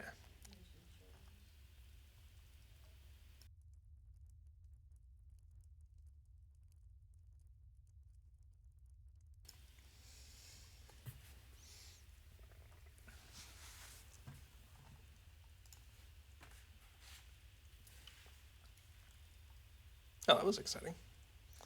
My window just went dark. Okay.